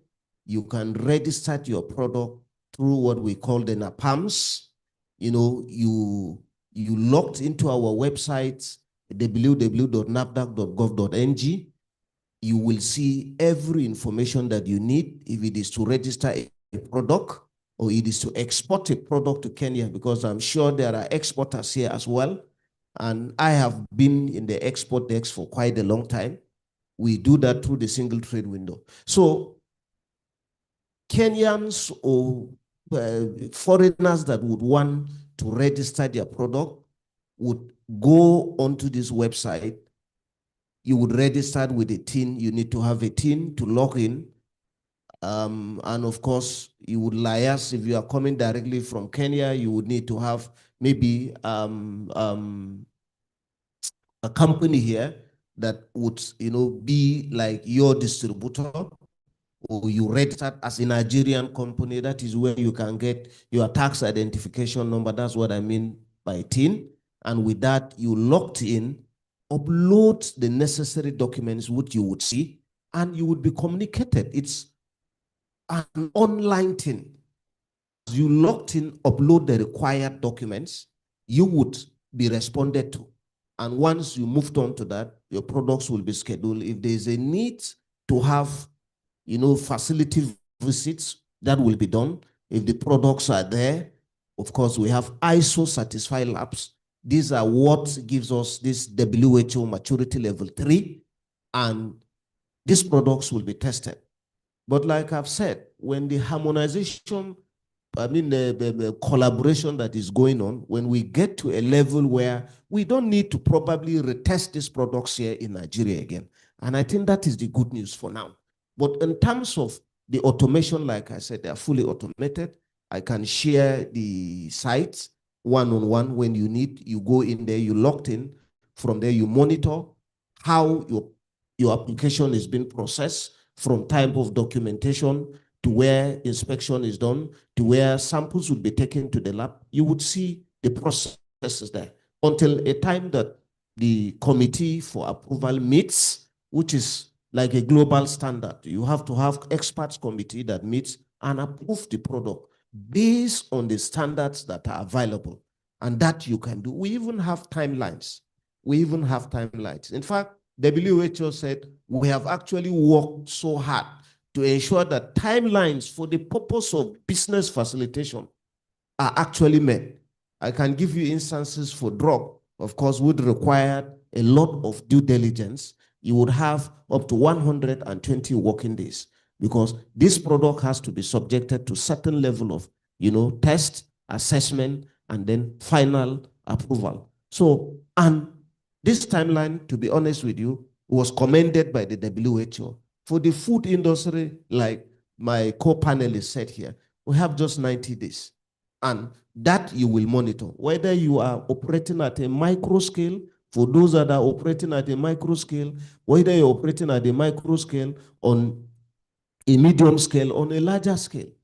We have office specifically for even the micro, which is here in Lagos. My Nigerian brothers and sisters here can attest to it, for those that have gone through. And so systems are fully automated. The websites are there. This is just to reduce human traffic, man-to-man contact. You will monitor it. And our Servicom, which is what responds to all your challenges, are there 24 hours. Yeah. You can reach out and find out what is delaying your process. This is there. The chief executive, which is the director general, those are open. By mail or by whatever, you will be responded to. So I can tell you that business facilitation, as far as NAFDAC is concerned, is there. But like I've said from my opening, compliance. We must comply. Like she said, when you are buying something that is for health, particularly drug or for food, these are things we take into our system. They must comply. They must comply. And so I want to plead that people must try to comply. If it is documentation, comply based on the standards. Okay. I would want to stop here. Yes. For that. Thank you so much. Just a minute. I wanted to share a small, I don't want to call it a joke, but just to tell him that as we transform digitally, it's not as easy as it sounds. Yeah. And I want to give an example of the Kenya Revenue Authority. They went digital just to do your own individual tax returns, Yeah. Kenyans cannot do it online. Mm. So what they did is come up with small agents who can support you. So Kenyans are going to the estate, to the local village, to an agent to help them log in and fill in their tax returns. And that is just tax returns. Now I'm imagining filling in a whole business compliance. So I'm just saying, please, even if you can give us one person, I hope it's not too much to ask, to be based in Kenya somewhere.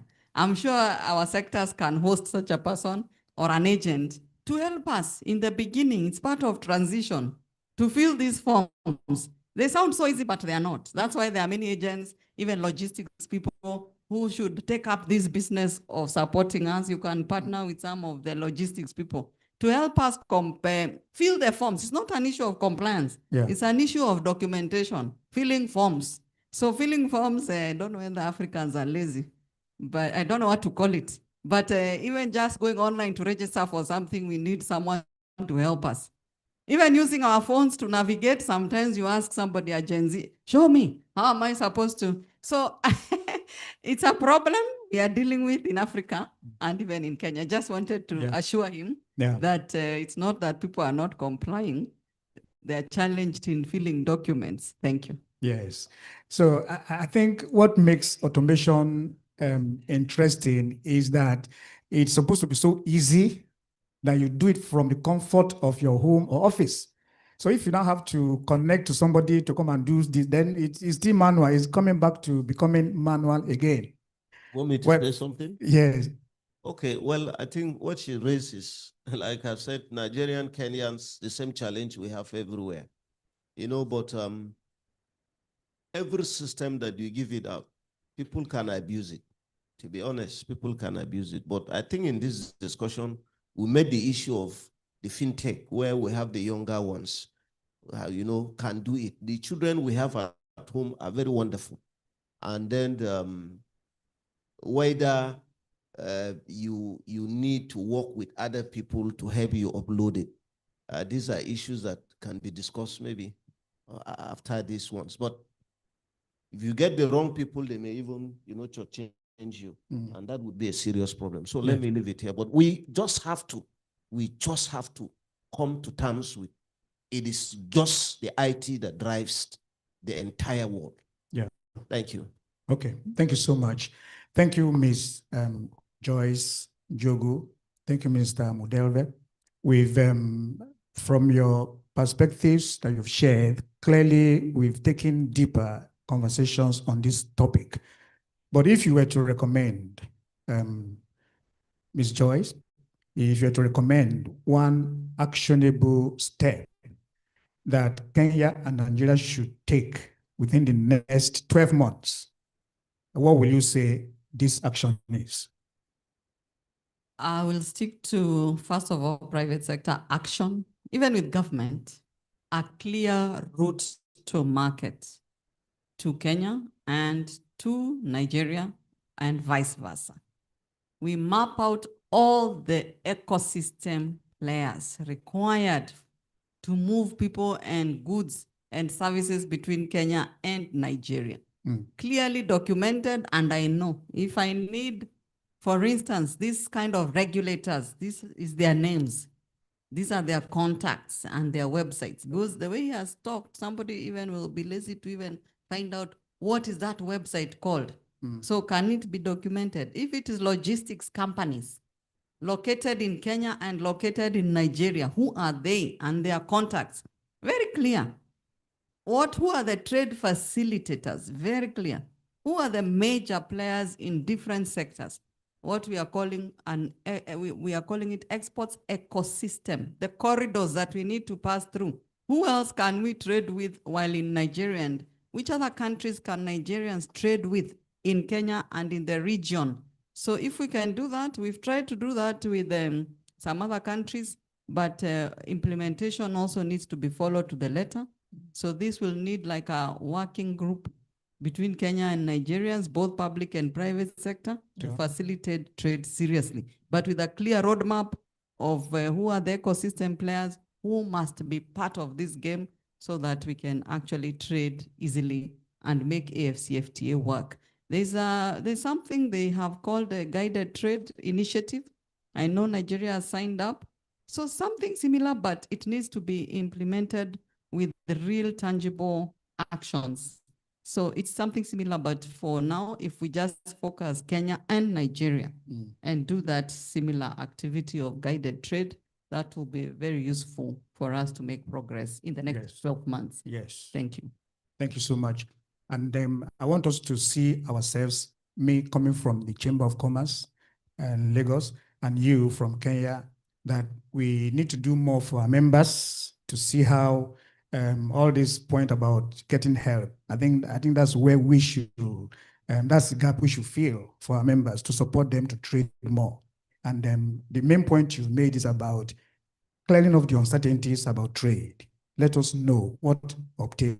So if I want to export, I know what I'm going to face and all of that. I think that's very important. And I see it as a conversation we are going to continue with.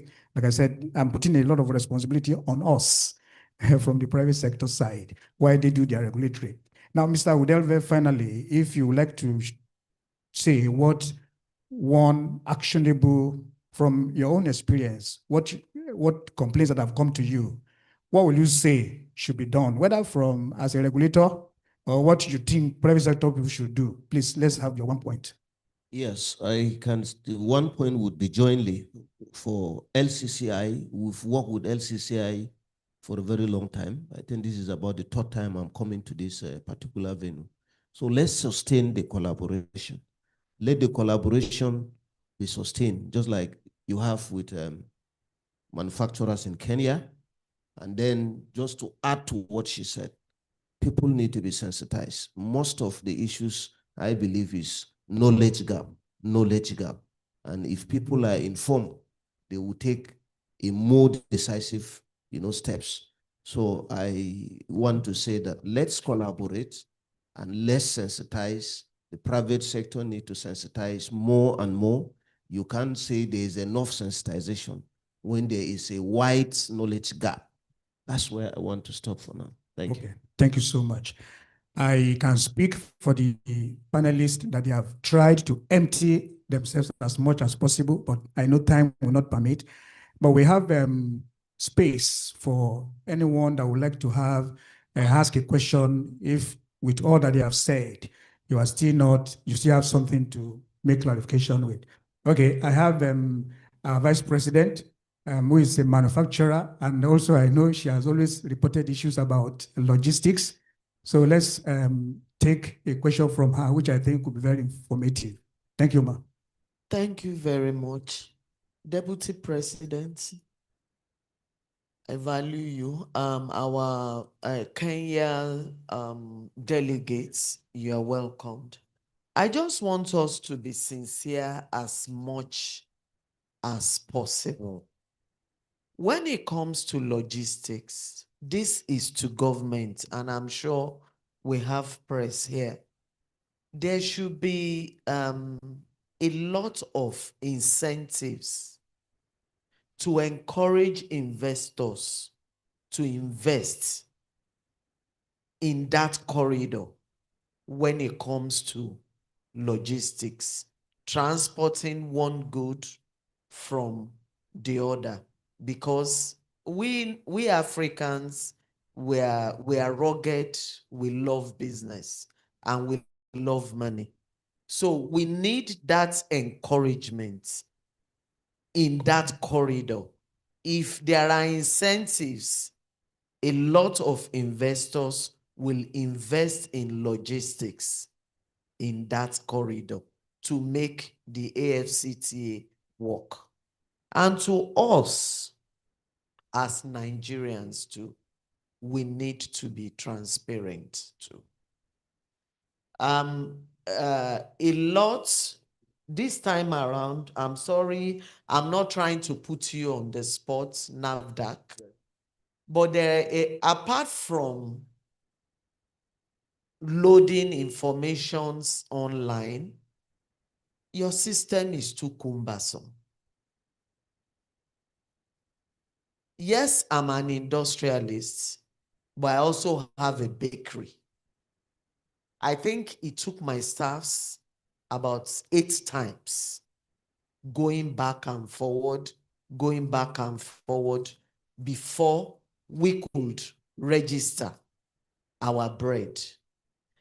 Well, I insisted that we have to have the NAFDAC number and registration. But I'll tell you one sympathetic story that happened to me last week. I also have a supermarket. I walked into the supermarket and I saw one woman crying. So I did not want to face her directly, so I had to ask somebody. I asked somebody in camera, what's this woman's problem?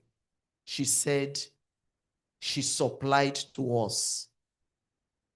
And the goods were something around 2 million, and the store rejected it.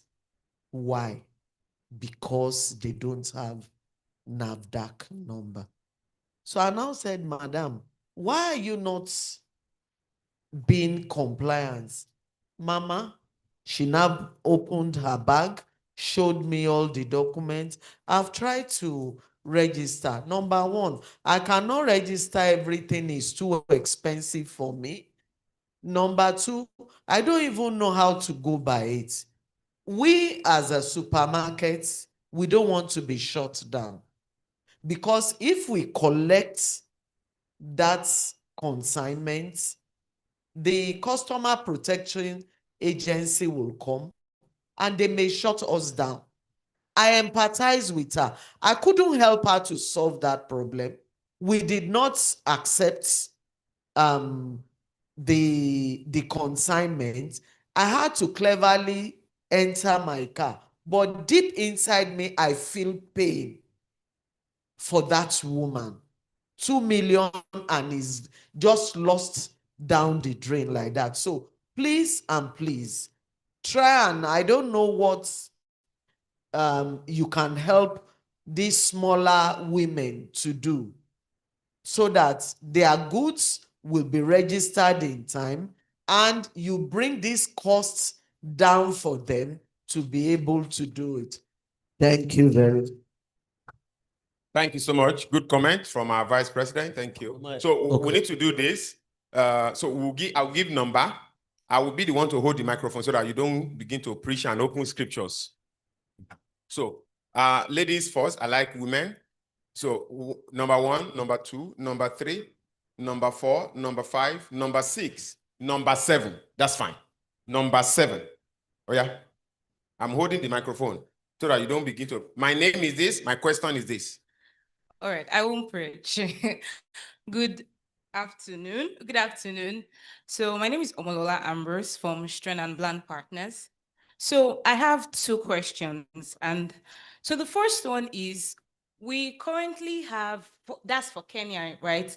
Because I'm much more in tax. And I've seen that we have the significant economic presence tax that is currently making waves in Kenya. My question is, the world is now a global village, and seeing that Nigerians are not a set of people that you can put in the spot. So that means we would have trade over there too as well. Are we going to be giving concessions or probably consideration when we have our goods over there, such that we have a form of preferential treatment in quotes for our goods? Are we going to have that? Because this is the forum to ask questions like this. Then secondly, and I think I'll take a cue from what the Deputy President said, Ma. So speaking, and this is to the regulatory officer from NAFDAC, on automation, it's also been a chore. So I would ask that, wouldn't it be more appropriate to have like a form of hybrid system? Because usually the matter is not on technical capacity. There's also the technical ability on the side of the recipients. People don't know how to do these things. So wouldn't it be better to have agents, people that they can come in and they call almost immediately, and then we are not talking to bots, or we are talking to people who would pick the call and tell them, okay, this is what you do, or come down to the nearest office. So I'm thinking, wouldn't that be appropriate than you just saying, go online? Because at the end of the day, when people go online, they don't get the matter solved. So I was thinking if an hybrid would work. Thank you. So it will answer you? Yes, sir. Good afternoon. My name is Salvation. First of all, I want to commend the two countries for coming together for this innovation. Thank you very much. First of all, I also have a complaint. I don't know why only NAFDAC is here and SON is not here. Please. Thank you. No, that's a complaint. And my question goes like this. Yes, because I'm into construction. You understand? And SON is our own side. This is food and drugs. So that's why I'm complaining that. My question goes to our Nigerian NAFDAC personnel that is here. What is the NAFDAC body or the government of Nigeria putting in place to educate our security personnel in this country when it comes to checking points? Because the document required for checking a furniture is different from the documents required for checking plantain flour. Now, these people are unable to identify all those things at different points. So what is the government or the body putting in place to let them know the different documents and signatures required? Thank you. Thank you. Number 3, yes. Do you have all these questions? 1. Okay. Summarize it. Okay. Thank you. Good morning, everyone. My name is Ayodeji Oyewale. I'm happy to witness this forum, and this is a very welcoming idea for both country, Kenya and Nigeria. And my prayer is the Lord bless the both country in Jesus' name. Thank you. Interesting thing for this kind of wonderful discussion, but we have to be realistic to each other. We are Africa, and this is a new development. And I think we, as a government for Federal Republic of Nigeria, we should not take this for granted. I personally expect that the SON Organization of Nigeria should be here, and even the custom, because we are talking about trade and investment. We need to know the processes. And actually, we welcome our Kenya brothers. But trust me that Nigeria is ready. I personally, on behalf of the youth, I have the idea, because I remember 2019, I visited Kenya. When are we going to have the question? The question. Okay. Now, the question is, thank you. Now, the question is, a lot of things have been said. And now, how can this be implemented within a few months? A lot of businessmen are here to ensure that we participate in this. Thank you. God bless you, sir. You see, if I've given this our brother the microphone to hold, it will be difficult for me to collect. You know, he was going to give us his resume and preaching patterns. So how can we implement all that we have said here? That's just his question, no? Yes? Okay, number 4, yes. Thank you very much. I stand on all N16 protocol. My name is Adekunle Akinola. I represent Assets Rights Agro Real Estate. Thank you. Then my question is, the Standard Organization of Nigeria should have been part of this system so that we Secondly, the NAFDAC man was telling us we can do everything online. I can assure you, you can't complete it online. I know what I'm talking about. Sometimes as a beginner, you have to go to the office and finish up everything. It's easy to see the NAFDAC man sitting down now, shaking hands with him. When you get to NAFDAC office, all people there, they will never allow you to see him. Please, I want you to release your contact for us. Thank you. That's your question. And secondly, a week ago, I just came in from Abuja to see the High Commissioner of Zambia. We are taking palm oil to Zambia. And I think Kenya can benefit from this. So probably after the program, I need contact of how I can push palm oil to Kenya. Thank you very much. The truth is that I just must announce, because most of what is coming up is comment. I just must announce that after this session, we'll have a photograph. After the photograph, there's about 2 hours networking time. Please don't carry your bag to go. All this you want to do, please tie them 2 hours. Then you can have another 1 hour to visit the booth. So we are leaving this place 6 o'clock. Is that clear? So don't be in a hurry. Yes. Good afternoon, everyone. My name is Danica Adebukola. I am a representative of Eritrean Logistics. So I don't have a question. I just wanted to buttress on your point, ma'am. We actually do have logistics company in the private sectors who can help with documentation and also help with transportation. So yes, we might not be as loud as the government agencies, but we do have the sector that is available to carry out this trade for within countries. Thank you. Thank you so much. Thank you. What's your number? No. 7 was at that side. But okay, please let me give you the opportunity. Your questions. Okay, so my name is David. The question that I have, the first question is, say I'm an exporter of wheat. I've got 10 metric tons of wheat. Can I actually send that consignment by air, right? As of today, air is the only way to actually trade between Nigeria and Kenya, if I understand that correctly.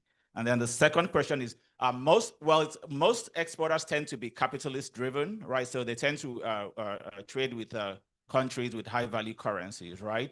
So most exporters that I know, they want US dollars, euros, right?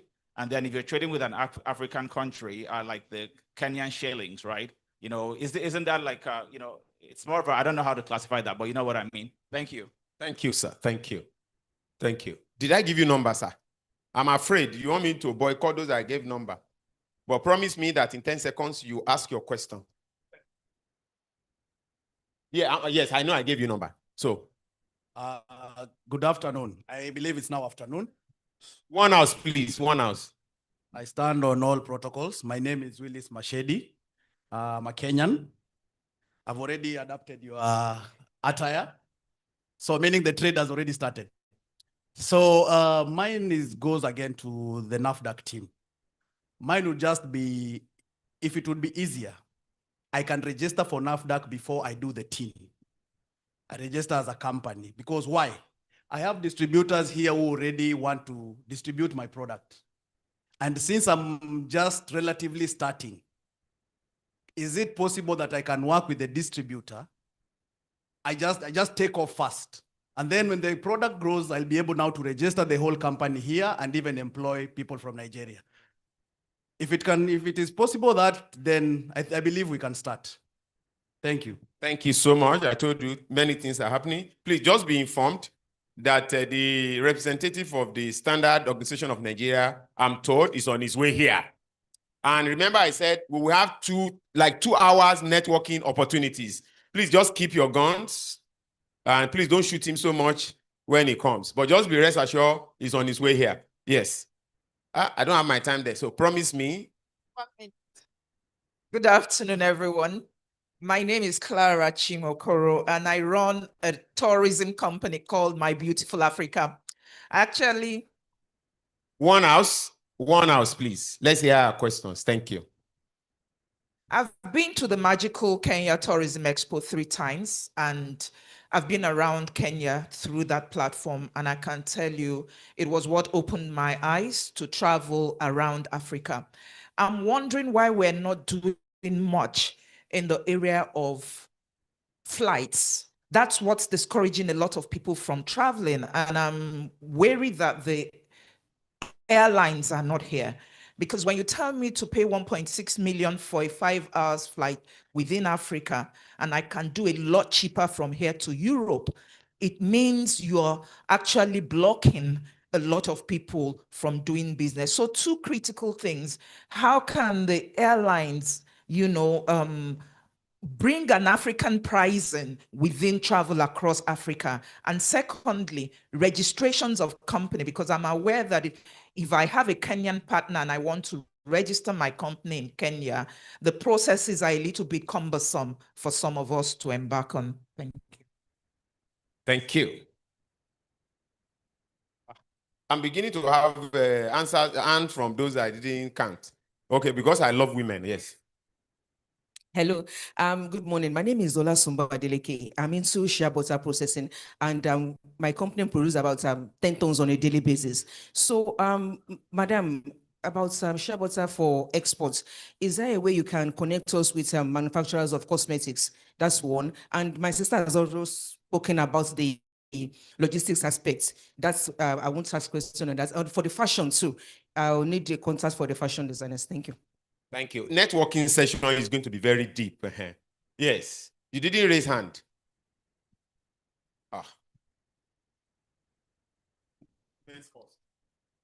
Good afternoon, everyone. My name is Catherine from Scott's Legal. And so my question is basically as regards the recent trend in fintech, for instance, cryptocurrency. We know that Kenya has become quite a hot hub for that. Of recent, we've had a lot of conferences in Kenya, and where we have so many businesses, even Nigerian cryptocurrency traders and founders who say, oh, you can pay in cryptocurrency for services in Kenya, and there's been this collaboration.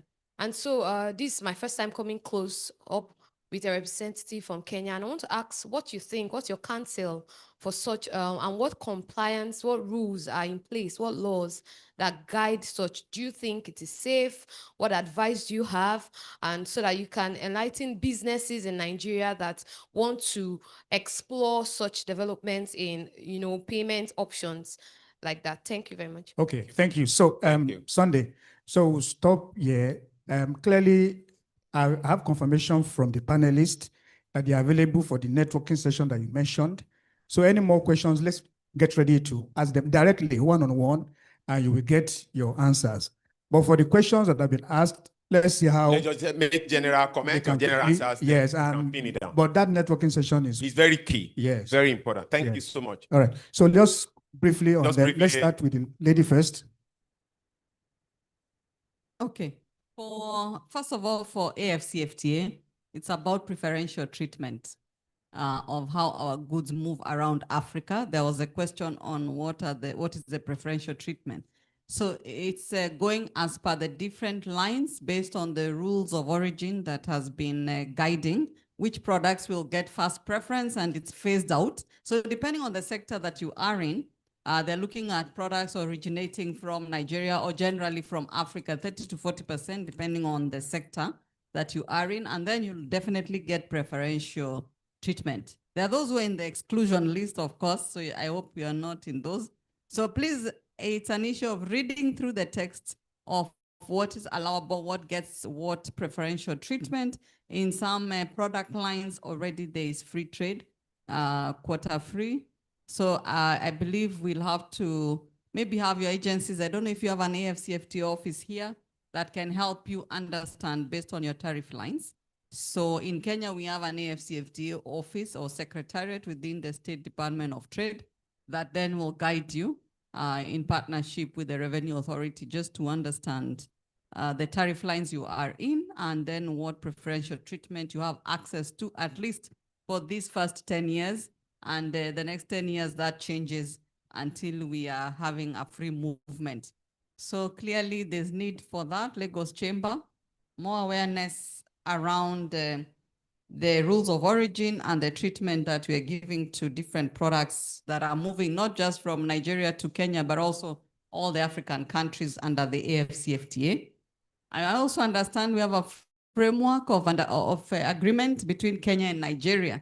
And the ambassador has promised to help us navigate that framework together with the Nigerian government so that we're able to make sure it's implemented as it was intended, and also updated to take part to, to include the new agreements that have come up.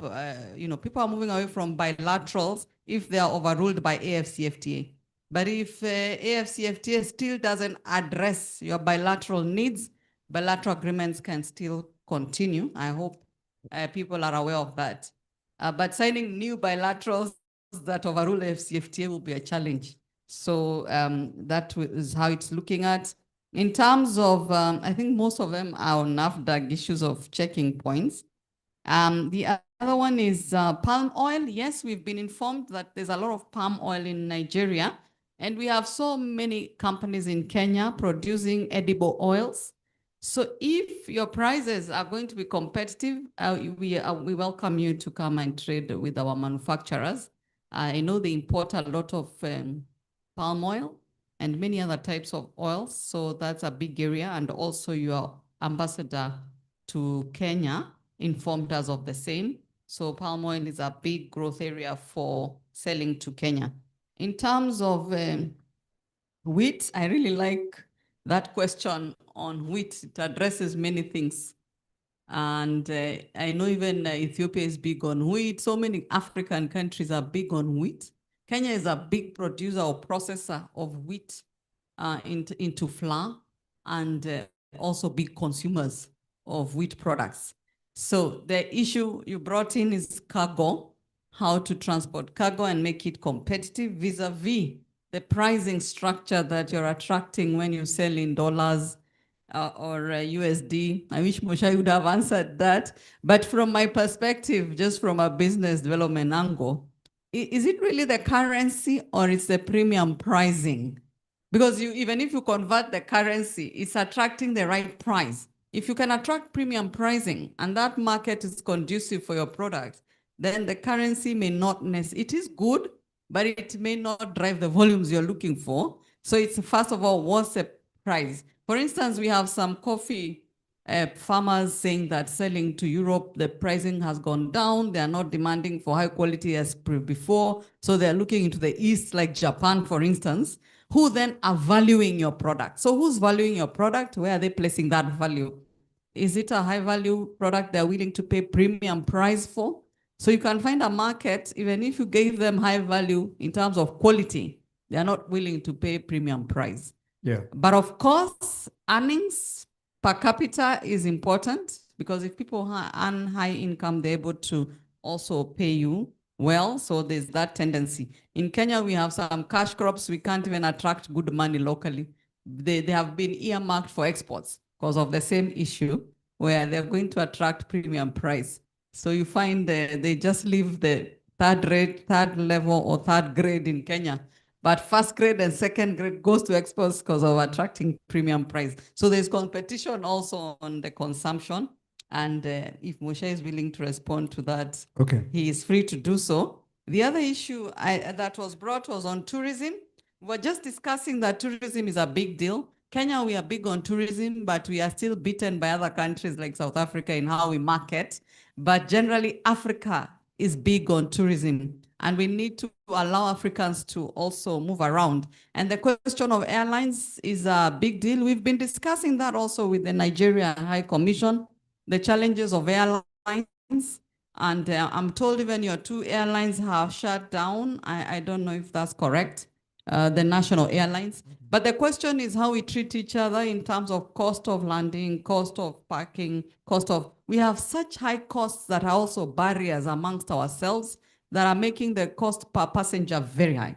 You find it is cheaper actually to go to Europe sometimes than to go to just a local country. And that's our own problem in Africa. We need to work out the costs. That one we can't bring outsiders. Ourselves, we work out the costs because the air cargo is important. We had somebody from Kenya Airways. I don't know, Arthur, somebody was to join us from Kenya Airways, and they will join us here, and air cargo is a big deal for them, especially the route for Nigeria. Kenya, Nigeria, Kenya, air cargo specifically, and they're willing to discuss with us. If you have volumes and such, you can do a bilateral, even with your company, and they have different products they can support with. In terms of, I think that's it. All from, right. So let's have Mr. Udero very quickly. Like I said, you are going to have more opportunity during the networking session. Sorry, there was one on cryptocurrency. Just allow me. I don't know if the members of parliament would want to comment, but Kenya is a bit open, and also we have regulated some of these new lines of currencies, and we are big on that innovation. So please, we can find out and give you more information on how we are appreciating these different currencies. Sir? Yes, he can speak on it. Okay, on the cryptocurrencies and how we are allowing them to be forms of payment in trade. Thank you. Okay. Okay, thank you, my co-panelists. I think if you're widely traveled, if you see a Kenyan and you see a Nigerian, you know it's just the same person in terms of smartness and all whatnot. So for these questions, you expect it. If people don't ask you questions, it means you are not doing anything. But let me start from my very good friend from Kenya. Can I register? Can I, distribute my tea before registering? No. The law establishing NAFDAC says no food product, drug, or any regulated product would be sold unless it is what? Registered. So further detail on how to go about that, we will discuss that at the session. Transport of wheat, she has addressed that. Palm oil that want to export to Kenya, please know that palm oil is regulated in NAFDAC and you can get export permit with ease. I can assure you of that, but we do due diligence. When will they implement this? Organizers should give answer to that one. Security check, NAFDAC is at the border. But if it's on the road now, if a policeman stops you, you won't see a NAFDAC person there. And NAFDAC does not have the mandate to brief police on what to look out for. Maybe as we go on, collaboration would help. But for now, it's beyond NAFDAC mandates. I hope you are listening, sir. Yes, so. Agents, you need hybrid. My sister asks of hybrid. Yes, it's there. Servicom is serving. But to be honest with you, at times, maybe when you call and they don't pick, you send WhatsApp message. And then maybe after this discussion, we'll look at probably an email. Drop your message there strongly so that it can be responded to. Then back to what our mother said, very passionate about it. And what I just want to say here is that, yes, I worked in NAFDAC today. A retirement day is coming. And once I retire, life continues. It's a personal perspective of my own life that people should be attended to. Not because you are in an office, you don't know what people face outside. NAFDAC processes may appear cumbersome, but like I've said, most of the times, it's getting the right information and compliance. If we lift this 10-2, once you bring it, if you hear the detail of our story, there might be something missing. I am not holding brief to say NAFDAC is perfect, but yours sincerely, I can tell you that most of the times it's either she has the wrong person, she has made the wrong person and is not guiding her well. But for those that we understand how to, pinch the whole thing, I always say it at any forum I find myself, any forum, I tell them that walk to the office, get to see the boss. The boss will consider his age and the number of years he has spent to tell you the right thing to do. It is very sad to have people have over 2 million if the story she's telling you is truly adding up. Because if I'm to go into the detail of it, I would know that for you to register a product, let's take exam for example. For you to register a product, maybe they say you pay 37,000. And I must tell you, NAFDAC is not a revenue generating agency. That is another wrong perspective that people have. This lapse that we do these tests, you have to buy reagents.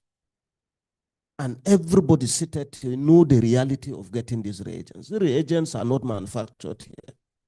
So everything that NAFDAC gets is just for the purpose of running costs. NAFDAC is not a revenue generating agency. And I can bet you the costs are minimal compared to what is being charged elsewhere. So please, let's have this understanding. And like I said, the issue of the registration process is cumbersome, is that probably the person is not doing the right thing. And if they go for inspection, for example, sorry, I have to take my time because it's about health. It's about what enters the people's system. Somebody wants to register a product and is doing it right behind his house, which we allowed, even your kitchen, just to see that we encourage those that are starting up small. And then you go into your kitchen and realize that what you are producing is not good for the public. There's no way NAFDAC would say, go ahead and do it. If they say adjust this and they say, go and comply, they say, no, I cannot comply, I cannot comply. It may linger. The process may linger. But like I've said, I'm not speaking for every NAFDAC staff. I can only speak for myself. Because I'm putting myself in the shoes that tomorrow I will be seated down and somebody else here would have to answer me. So the cumbersomeness, we need to address it by getting to the office and find out who needs to answer you. I want to stop here, even if I spend the whole day. we may not be, convincing. Thank you. Is that what was your question, sir?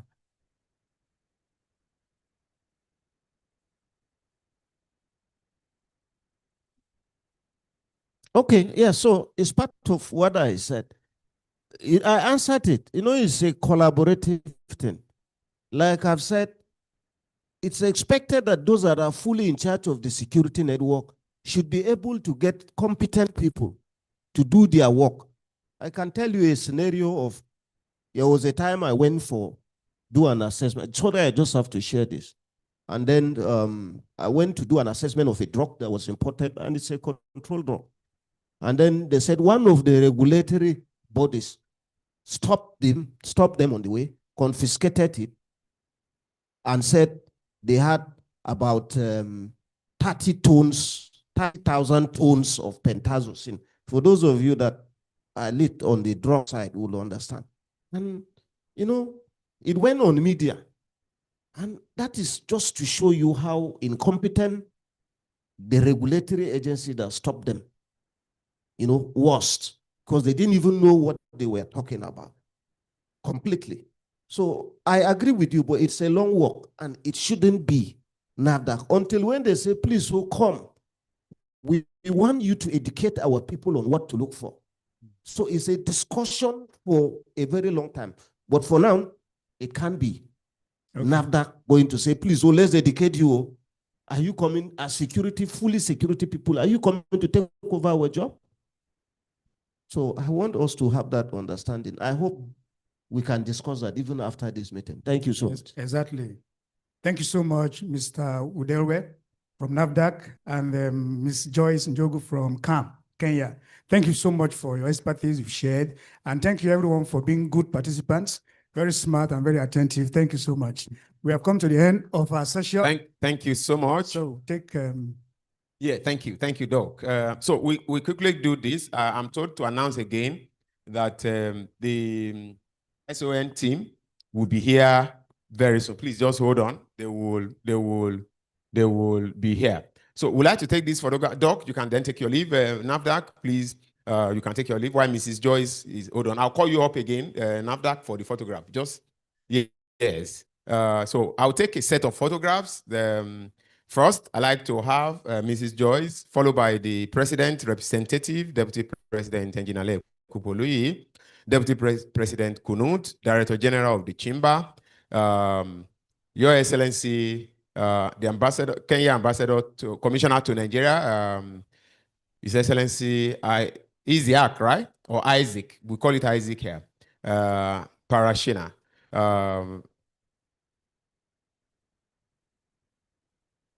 VP ma.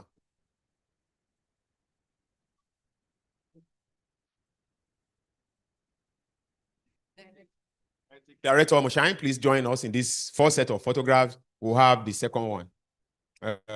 So yeah, let's move forward a bit, sir. Maybe take another step forward. Director, thank you.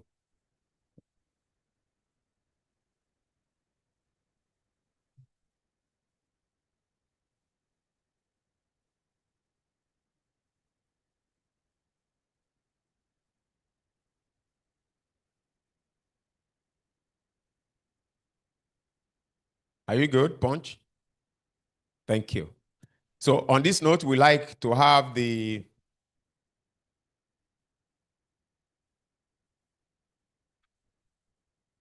yes. Okay.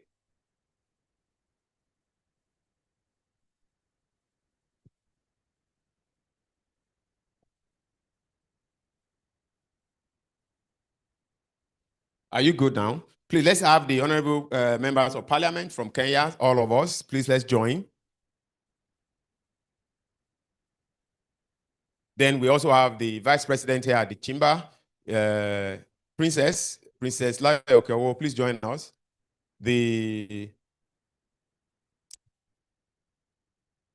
engineer Okoyemi Aminu also please join us.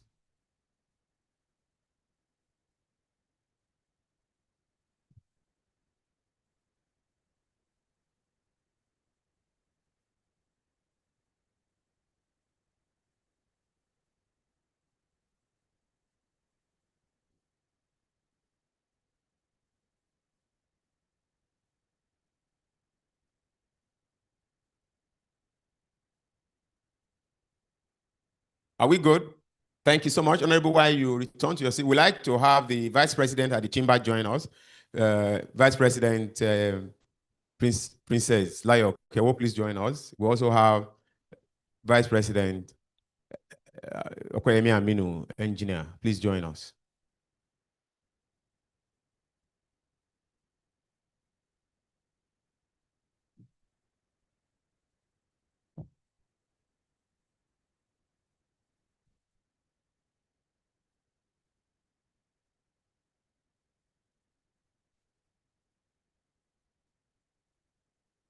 I trust we're good. Thank you so much. Thank you, sir. Thank you, Mr. President. Thank you, Deputy President. Thank you so much. On that note, please permit me to bring up stage the Director General of the Lagos Chamber of Commerce and Industry for a vote of thanks at this event. Thank you so much, DG.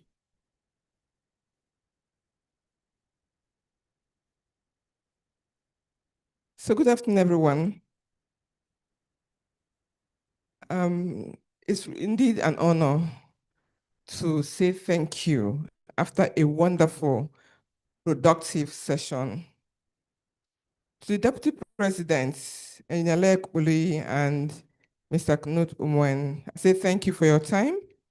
To the Vice Presidents, I say thank you for your time. To the members of LCCI Council, and to our visitors, the honorable members of parliament, I say thank you for being here. His Excellency, the High Commissioner and his staff, all the way from Abuja, I appreciate you for your presence. Kenya Association of Manufacturers and all the team from Kenya, members of the business community in Nigeria and those from Kenya. I want to just say thank you to everyone for participating at this Kenya-Nigeria Business and Investment Mission. It's been a very useful conversation, and I see this as the beginning of something great. Like my sister clearly said, we're hoping that we can make this an annual event. 1 year in Lagos, another year in Nairobi, and back and forth until we ensure that there's proper trade between Kenya and Nigeria. We need to make things happen. A lot of times we come together, we talk a lot about the things that we should do, and then we all go away and forget that we're supposed to do anything. But I assure you that the chamber will ensure that the action points taken from this event will actually be actioned.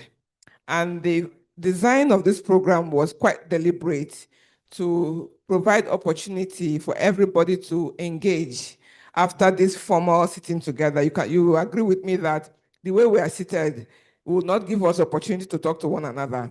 But after this, we are all going to be able to engage very actively, ask the questions that we haven't asked, and then make the contacts that we need for trade to happen. I also want to really thank my team, Temitope and the entire department, our international relations department, who worked very closely with the Kenya Association of Manufacturers to make this event happen. Without their diligence and their commitment in the process, we won't be sitting here today. There was a lot of back and forth, and the time wasn't exactly very long, but we made it happen. So please put your hands together for them. Please clap for them. And to the business community, really, here we have entrepreneurs, investors, corporate executives. I want to say that our role as a chamber and for our counterparts in Kenya is to be the platform for you all to take advantage and engage with one another. So really, I want to say that even as we have opened the door today, please feel free to walk through the doors. And to also say that as we continue, if you have any challenges in engaging, please reach out to us at the chamber. We will ensure that we'll continue to collaborate with our Kenyan counterparts to make sure that trade flows, investment flows, and commerce is happening between Nigeria and Kenya. Thank you very much for being here. And I look forward to the interactive session after this, the real B2B that will happen after today. And I said to the Kenyans who are coming to Nigeria for the first time, a lot of them are coming to Nigeria for the first time. So please, while you discuss business, Also tell them what food they should eat, you know, what clothes they should buy. Please, the shops that they should, you know, visit, because they want to experience Nigeria. And so we want to give them a good experience. And I believe that they will leave Lagos feeling very fulfilled. So thank you all for being here, and God bless you. Enjoy the rest of your day. Thank you so much, Madam DG, for that well robust, well-rounded up vote of thanks. You had said so much, I don't need to say again. I only echo your voice in the beginning, what you asked me to say. Thank you so much. While the networking session begins, please find good time to visit the booth. And, you know, and I want to urge that each exhibitor should please, you know, man their booth and explain to people why they come. Gentlemen of the press, as we have discussed, please let's move forward so that we can take very short interview, just two of them, the representative of KMN and His Excellency Ambassador Isaac, as we take the interview. Please, let's move up. Mrs. Joyce, thank you. Your time.